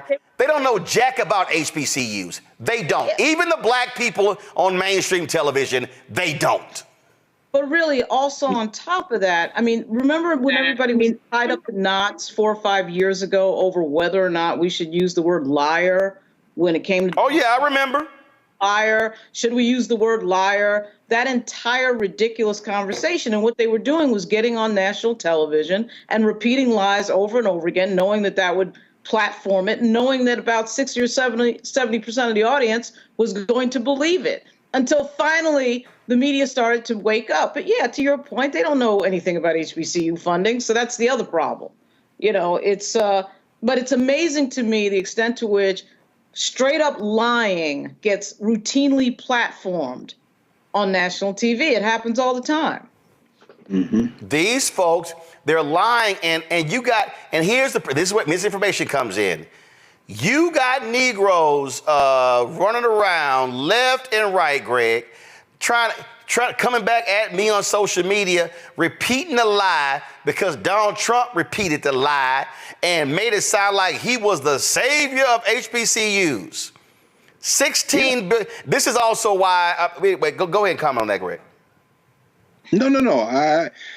I mean, all I was going to say, thank you, Roland, is that, you know, they have figured out the strategy. The question you asked a few minutes ago is the question: how do we counter it? It's got to be a multi-pronged strategy. And, you know, Reese, thank you again for distinguishing between dis and misinformation. Trump has figured it out. Let's just take our hat off to him. It doesn't matter whether it happened. You just have to. The fool said a couple of days ago he never said lock her up. It doesn't matter. You know, the Roots picnic was this past weekend in Philly.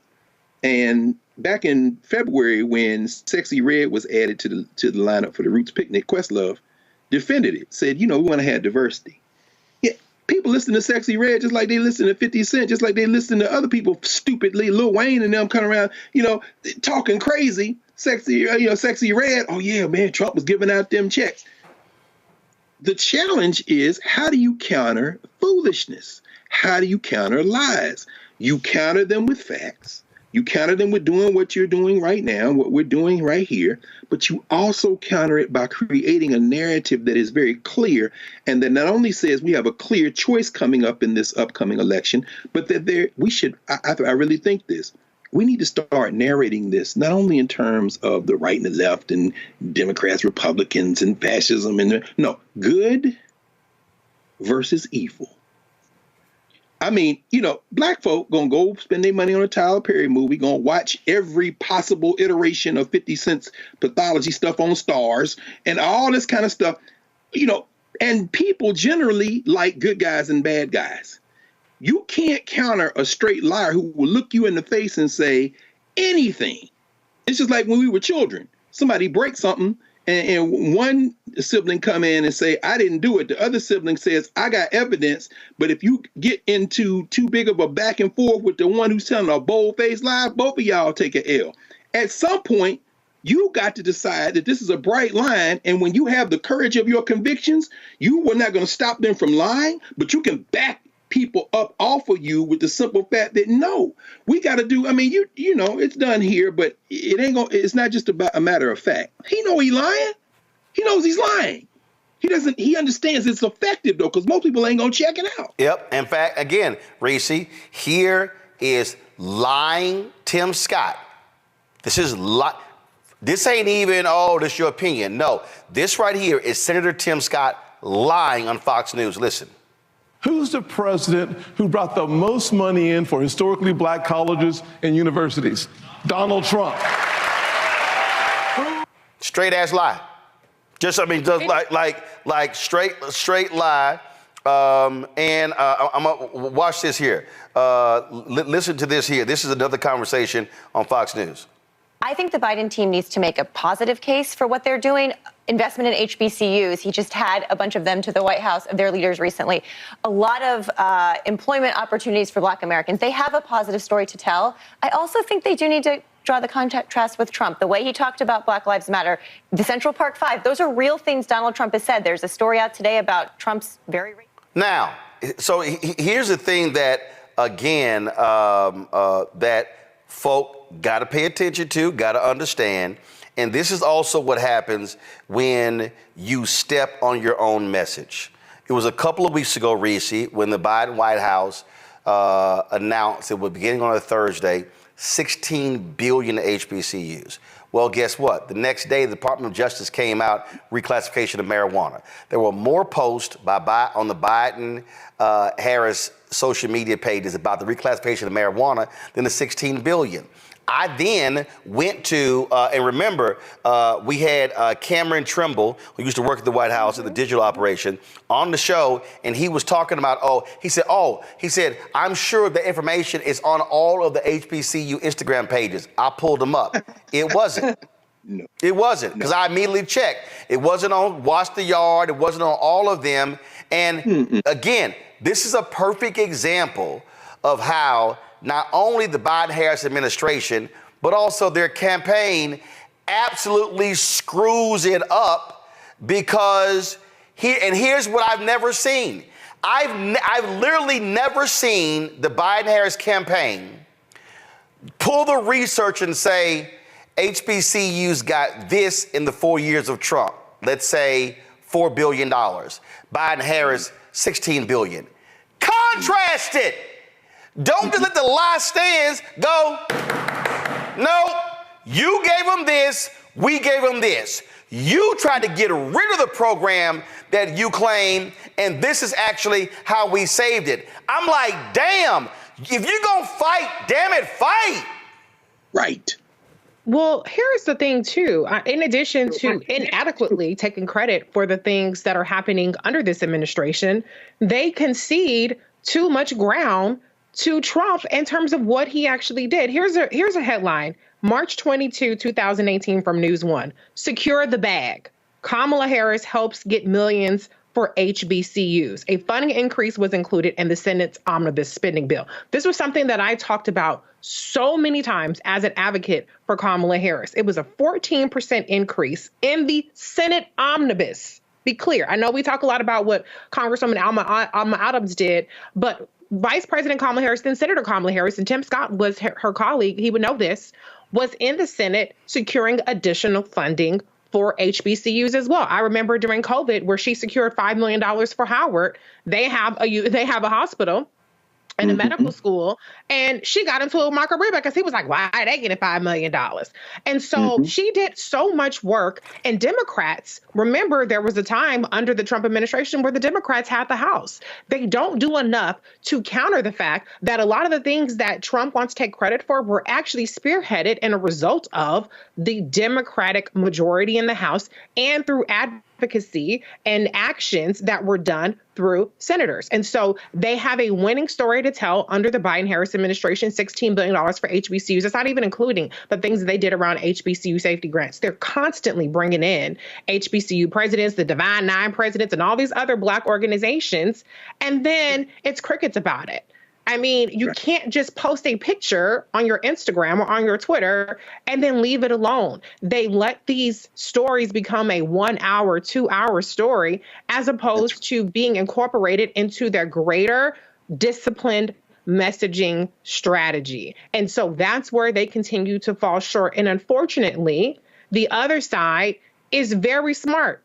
Trump, he had the Trump Platinum Plan, which was bullshit, but he knew how to message it. He'll say HBCUs. He don't give a damn about HBCUs, but they know how to message it. Well, in fact, constantly invoke. In fact, this person, somebody named Andre Johnson, who is a professor of communications, also is an author. He put this tweet up. He said, the reason why folks think Trump gave more money to HBCUs was because of this photo. The photo speaks volumes. So what is the moral of the story?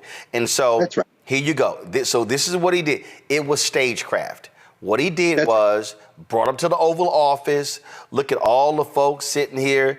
Not everybody sitting here, skinning and grinning in this photo. But that's the whole deal. You brought them all in the Oval Office and gave the impression, I just love y'all, when he was really trying to slit their throats until Congresswoman Alma Adams, Congressman Bobby Scott said, no, we're not going to let that happen. Well, let me jump in that. Well, you saw the photograph. Hold on. Greg, then Reese, then Lauren. Go. Just very quickly. You saw the photograph there. You saw who was standing right there to our left, his right. And that was, of course, the president of Tennessee State, who has been deposed by the white nationalist legislature there, and they flipped the board. That's President Glenda Baskin Glover. She is not a Trump supporter. She's behind the cotton curtain. The President of the United States calls. And I just want to wrap this up with my little comment, and I'll get out of your way, Reese, with going back to where you started tonight's show with a federal intervention, calling for a federal intervention in the rogue white nationalist state of Texas. The same thing happens with higher education. Right now in Mississippi, they're going to go after several HBCUs again. Valley is under the threat. They're going to keep digging at Jackson State. In a second term, what we need to hear from Biden-Harris is not only what they've accomplished, which is very important, but what they're going to do next. All of the money that is owed the HBCUs, it's time to go to court now. And it's time for you to put that in your stump speeches when you travel through the South. It's time. The vice president can't do that. The president's going to have to green light that. Y'all need to get off the fence chasing these three toothless white voters and decide whether you want to win this election or not. And that's going to require some debts that are going to be paid forward when you win in November, if you want people to come out. And one of those debts, as it relates to HBCUs, is going after these white legislatures who have made a blood oath to destroy black colleges behind the cotton curtain in the neo-Jim Crow South, including Mr. Donald's almost alma mater, FAMU. We've got to be aggressive now on what you're going to do going forward, tied to what you've already done. At least that's my opinion. Reese.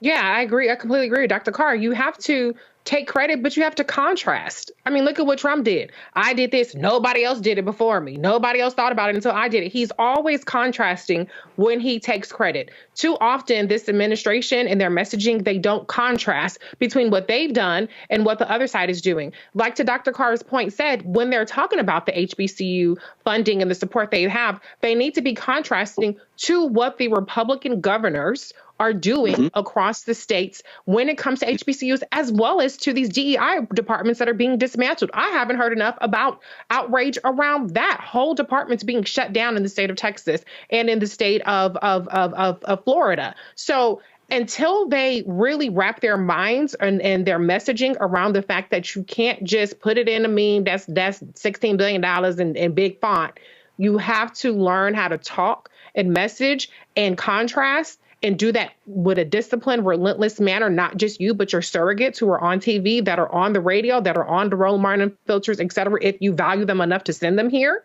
then you're going to continue to be losing to a very simple message. Donald Trump did all this stuff for black people when it isn't even true. Lauren?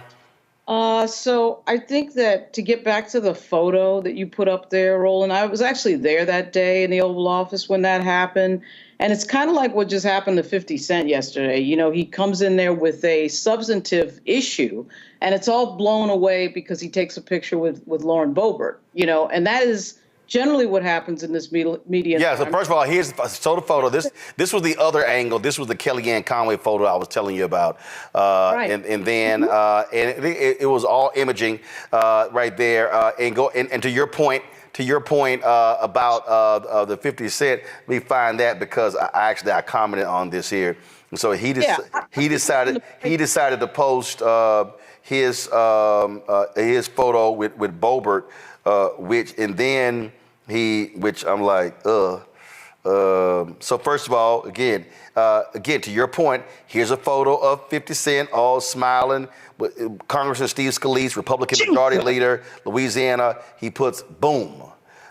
He puts that. Then here's the photo. Lauren Boebert, Colorado Republican, making the White House look good. That's what 50 Cent posted about her. And then Speaker of the House Mike Johnson, my fellow Shreveport friend, said he is happy to see me making things happen, creating lots of jobs. Go ahead, Lauren. Yeah, so as you can see from that photo array that you just put together, he met with a bunch of members, Democrat and Republican, right? So you've got to be, of course, sophisticated about what is likely to happen when you are trying to advocate for an issue and you're black in this country and you meet with a bunch of Republicans who clearly don't care about that issue. And I asked them at the press conference, and Ben Crump answered, what exactly did you guys talk about with the speaker when it came to black economic empowerment? What exactly did the speaker have to say about that? And I take it from Ben's answer that the answer was pretty much nothing. Okay, so there's that issue. The other thing is, and it kind of makes me think something Reese said about, the way that the White House packages their information. I mean, we do have to remember that we live in an era where the media is completely changing into something else. Their business model is failing, and their desperation to get traffic and to get people paying attention is wrapped up in the fact that, they are giving us things that are not important because they know that drives traffic. So when the administration puts out important information, the struggle becomes getting this version of the media to actually broadcast it, which I think is a really big struggle that is not necessarily their fault, even though, yes, they could do better, certainly with the short-term information platforms like TikTok and Instagram, and I'm totally in agreement with that. But one of the things that I keep seeing with this media, particularly these bigger platforms, the Post, the New York Times, et cetera, they're not necessarily interested in anything that doesn't drive traffic. And so there's a collision between important information and driving traffic. And when they become less interested in important information, then the community is not served very well. No community is served very well. And that has become a massive, massive problem. Yep. A massive problem that I don't know that anybody has the answer to right now. Well, and here's the deal. For anybody out there, this is real simple. I love all y'all folks who run y'all mouths. Hey, you sitting here on the plantation. You got your biscuits. We're stating facts. We're stating facts. 200 federal judges under Biden-Harris, 237 under Trump-Pence. 58 of Biden-Harris's 200 federal judges are black. 4% of Trump's federal judges were black. More than 25% Biden-Harris, 4% for Trump. Facts. Facts. That's what we're going to do between now and November. And so when you have folks say stupid stuff, and what 50 Cent said was stupid about, black men supporting Trump because of RICO charges, that's stupid. It's bullshit. We're going to sit here, and then all the people who are sitting here going, oh my goodness, the Trump White House, they were partnering black people left and right, and they made the First Step Act reality. Fact, Democrats controlled the House. Congressman Hakeem Jeffries, Congresswoman Sheila Jackson Lee, Congressman Cedric Richmond, they were driving that. It passed the House. When it went to the Senate, Republicans control, guess what? Senator Dick Durbin, Senator Kamala Harris, even Senator Chuck Grassley said, bill ain't good enough, make it better. Then it was improved. That don't happen without Democrats in the House and Democrats in the Senate. Those are facts. So if y'all want to give Trump credit for the First Step Act because he signed it, that's like giving Ronald Reagan credit for MLK's birthday when he opposed it the entire time, but he was forced to sign it. These are facts. That's right. They're undeniable facts. And I need y'all out there telling your family members and telling your friends who keep believing the bullshit, and even when it comes to student loan debt, facts. Republicans hate student loan debt relief. They don't like the fact that 5 million Americans have seen $167 billion in student loan debt relief. They don't like it. Those are facts. And so we're going to have a 2024 conversation between an 81-year-old Joe Biden and a 77-year-old Donald Trump about black people. Then we're going to have a conversation about facts. One patterns and practice investigation in the Trump DOJ. Attorney General Sessions, Attorney General Barr said we're pulling back on investigating police because they feel uncomfortable. 10 under Biden, Harris, and cops have actually been sent to prison for their actions. Facts. If we're going to talk about black facts, we're going to talk about black facts. And let me be real clear, Senator Tim Scott and Congressman Byron Donalds and Congressman Burgess Owens and Congressman John James and Congressman Wesley Hunt, if any of y'all start lying about what Trump did for black people, I'm going to call your black asses out. Come on. Now, if you got a record to stand on, stand on your shit. Come on. Stand on your business. And if you actually did it, I'm going to give you credit, say, yes, that happened. But what you're not going to do is lie to black people and step out with your black face as the front man for the lies and not get called out. I'm just letting y'all know right now. That shit can work with Fox News. Y'all can lie to Will Cain because he don't read like I do. Y'all can lie to Campano and Hegseth, and y'all can lie to Kilmeade and other airhead, Ainsley Earnhardt. You can lie to that child Harris Faulkner because she don't know about none of this black stuff. She ain't got no damn clue.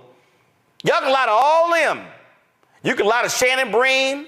Y'all can lie to this Abby Phillips. Y'all can lie to all the people on CNN, MSNBC. Y'all can lie all y'all want to. But I'm telling you right now, your ass is getting checked every day. That's a damn promise. All right, y'all. Hey, Roland, please say a word to our young people and others who are looking to Drink Champs and the Breakfast Club for their information. To fools like Kodak Black who would say that Donald Trump's a Gemini like me, so I'll F's with him.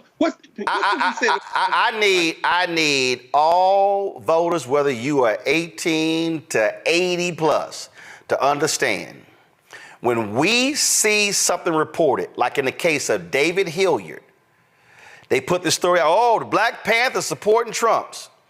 His family immediately contacted us, and we had his grandson on the show. We gonna fact check it all.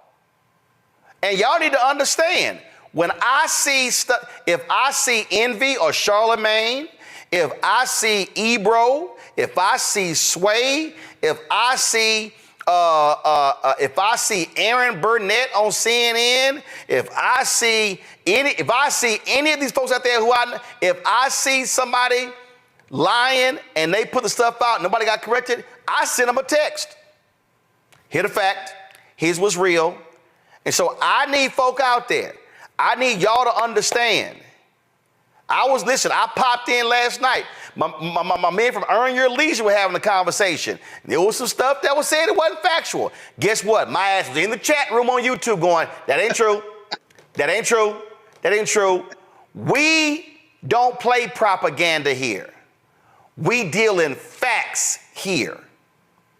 And we are going to call out anybody that spreads BS, that lies. And let me be real clear. Anybody can get hit. If you say something that's wrong and you don't correct it, I'm telling you right now, I'ma hit you. The philosophy is same. If you do good, I'ma talk about you. If you do bad, I'm going to talk about you. At the end of the day, I'm going to talk about you. And I ain't got no problem with Donald's coming back on the show. Tim Scott can come back on the show, too. Mm-hmm. As my man, the late Chris Metzler, a black conservative, he always told his black conservative friends, Chris, why you always go on his show? He don't treat you like he treat us. Chris said, because y'all asses lie. He said, Roland don't cuss me out because I don't go on his show lying. And that's what I need y'all to understand. And so if y'all are watching the rest of these people and they start lying and ain't nobody correcting the lie, y'all should stop watching them. But we going to be here with truth every single day. It does not matter. Lauren, Reese, Greg, I appreciate it. Y'all, I'm going to talk about the Steve Harvey Golf Tournament tomorrow with that particular video. Some other stories we didn't get to as well because we added some stuff. So this is how we going to roll, y'all. Oh, by the way, did y'all see, Reese, Greg, and Lauren, did y'all see Dave Rubin post this? It was last week. He posted some video challenging, let me find this real quick. Last week, he posted some video and he was, he was like, all in, he was feeling himself. And he was talking about, if anybody wants to come on my show and dispute what I'm saying, and then he said, I will only debate somebody with a following, a big following. Well, Dave, I got 4 million. So you ain't gonna find that many other people, Dave, with a bigger following than me. And then my followers jumped. I raised my hand. Just like when that punk ass Brandon Tatum said, I debate anybody on George Floyd. I was like Bernie Mac. I was jumping. That punk ass never called. So, Dave Rubin, where you at? Where you at? You said you will only debate somebody with a following. Okay, Dave, where you at? I'll go on your show. But we gonna simulcast it because guess what? Don't think for a second, and then it's gonna be live. But I just wanna let y'all know, I ain't scared of none of these people. Y'all need to understand there's a reason why Fox News don't call me. There's a reason why, hell, even some of these progressive folks don't want to call because they don't want to handle that heat. I'm telling y'all right now, the way you deal with these right-wing, crazed, deranged MAGA people is you ignore what Michelle Obama said. You bust their ass. Bust their ass every single time. They lie, you bust their ass. They keep lying, you bust their ass again. That need to be on a t-shirt. That's right. Need to be on a t-shirt. When you lie, we gonna beat that ass. That's what I'm telling y'all. That's the only way, because to all y'all, I'm telling you, the amount of lying is going to quadruple between now and November. Absolutely. And we got to swing on them at every chance we can. Somebody in the chat goes, y'all leave Michelle alone. No, she said when they go low, we go high. Hell no. When they go low, we go lower. We go. Matter of fact, I just want y'all to all know, as any wrestler, how do you win when you wrestling? You gain leverage when you go lower. You ain't never seen somebody win wrestling fighting with the shoulders. When you get their ass by the thighs and the waist, then you can take them down. Some of y'all gonna get that by tomorrow morning. All right, I appreciate it, folks. Thanks a bunch. I'll see y'all later. We gonna keep doing what we do. Folks, don't forget, support us in what we do. Y'all know how we roll. We gonna bring the funk every single day. Don't matter who you are, we gonna hit you. And so we want y'all to support what we do. So please join our Bring the Funk fan club. Send your check and money order. P.O. Box 57196, Washington, D.C. 20037-0196. Cash App, $RM Unfiltered. PayPal, R Martin Unfiltered. Venmo is RM Unfiltered. Zelle, rolling at RolandSMartin.com. Rolling at RolandMartinUnfiltered.com. Download the Black Star Network app. Y'all, we at like 80, we should be at 100,000 downloads easy. Download an Apple phone, Android phone, Apple TV, Android TV, Roku, Amazon Fire TV, Xbox One, Samsung Smart TV. Be sure to get my book, White Fear, How the Browning of America is Making White Folks Lose Their Mind, available at bookstores nationwide. Get the audio version on Audible. All right, folks, I got to go. I'm going to see y'all tomorrow. Y'all know how we do it. Holla! Black Star Network is here. Oh, no punch! I'm real revolutionary right now. Thank you for being the voice of Black America. All momentum we have now, we have to keep this going. The video looks phenomenal. See, this difference between Black Star Network and black-owned media and something like CNN. You can't be black-owned media and be scared. It's time to be smart. Bring your eyeballs home. You dig?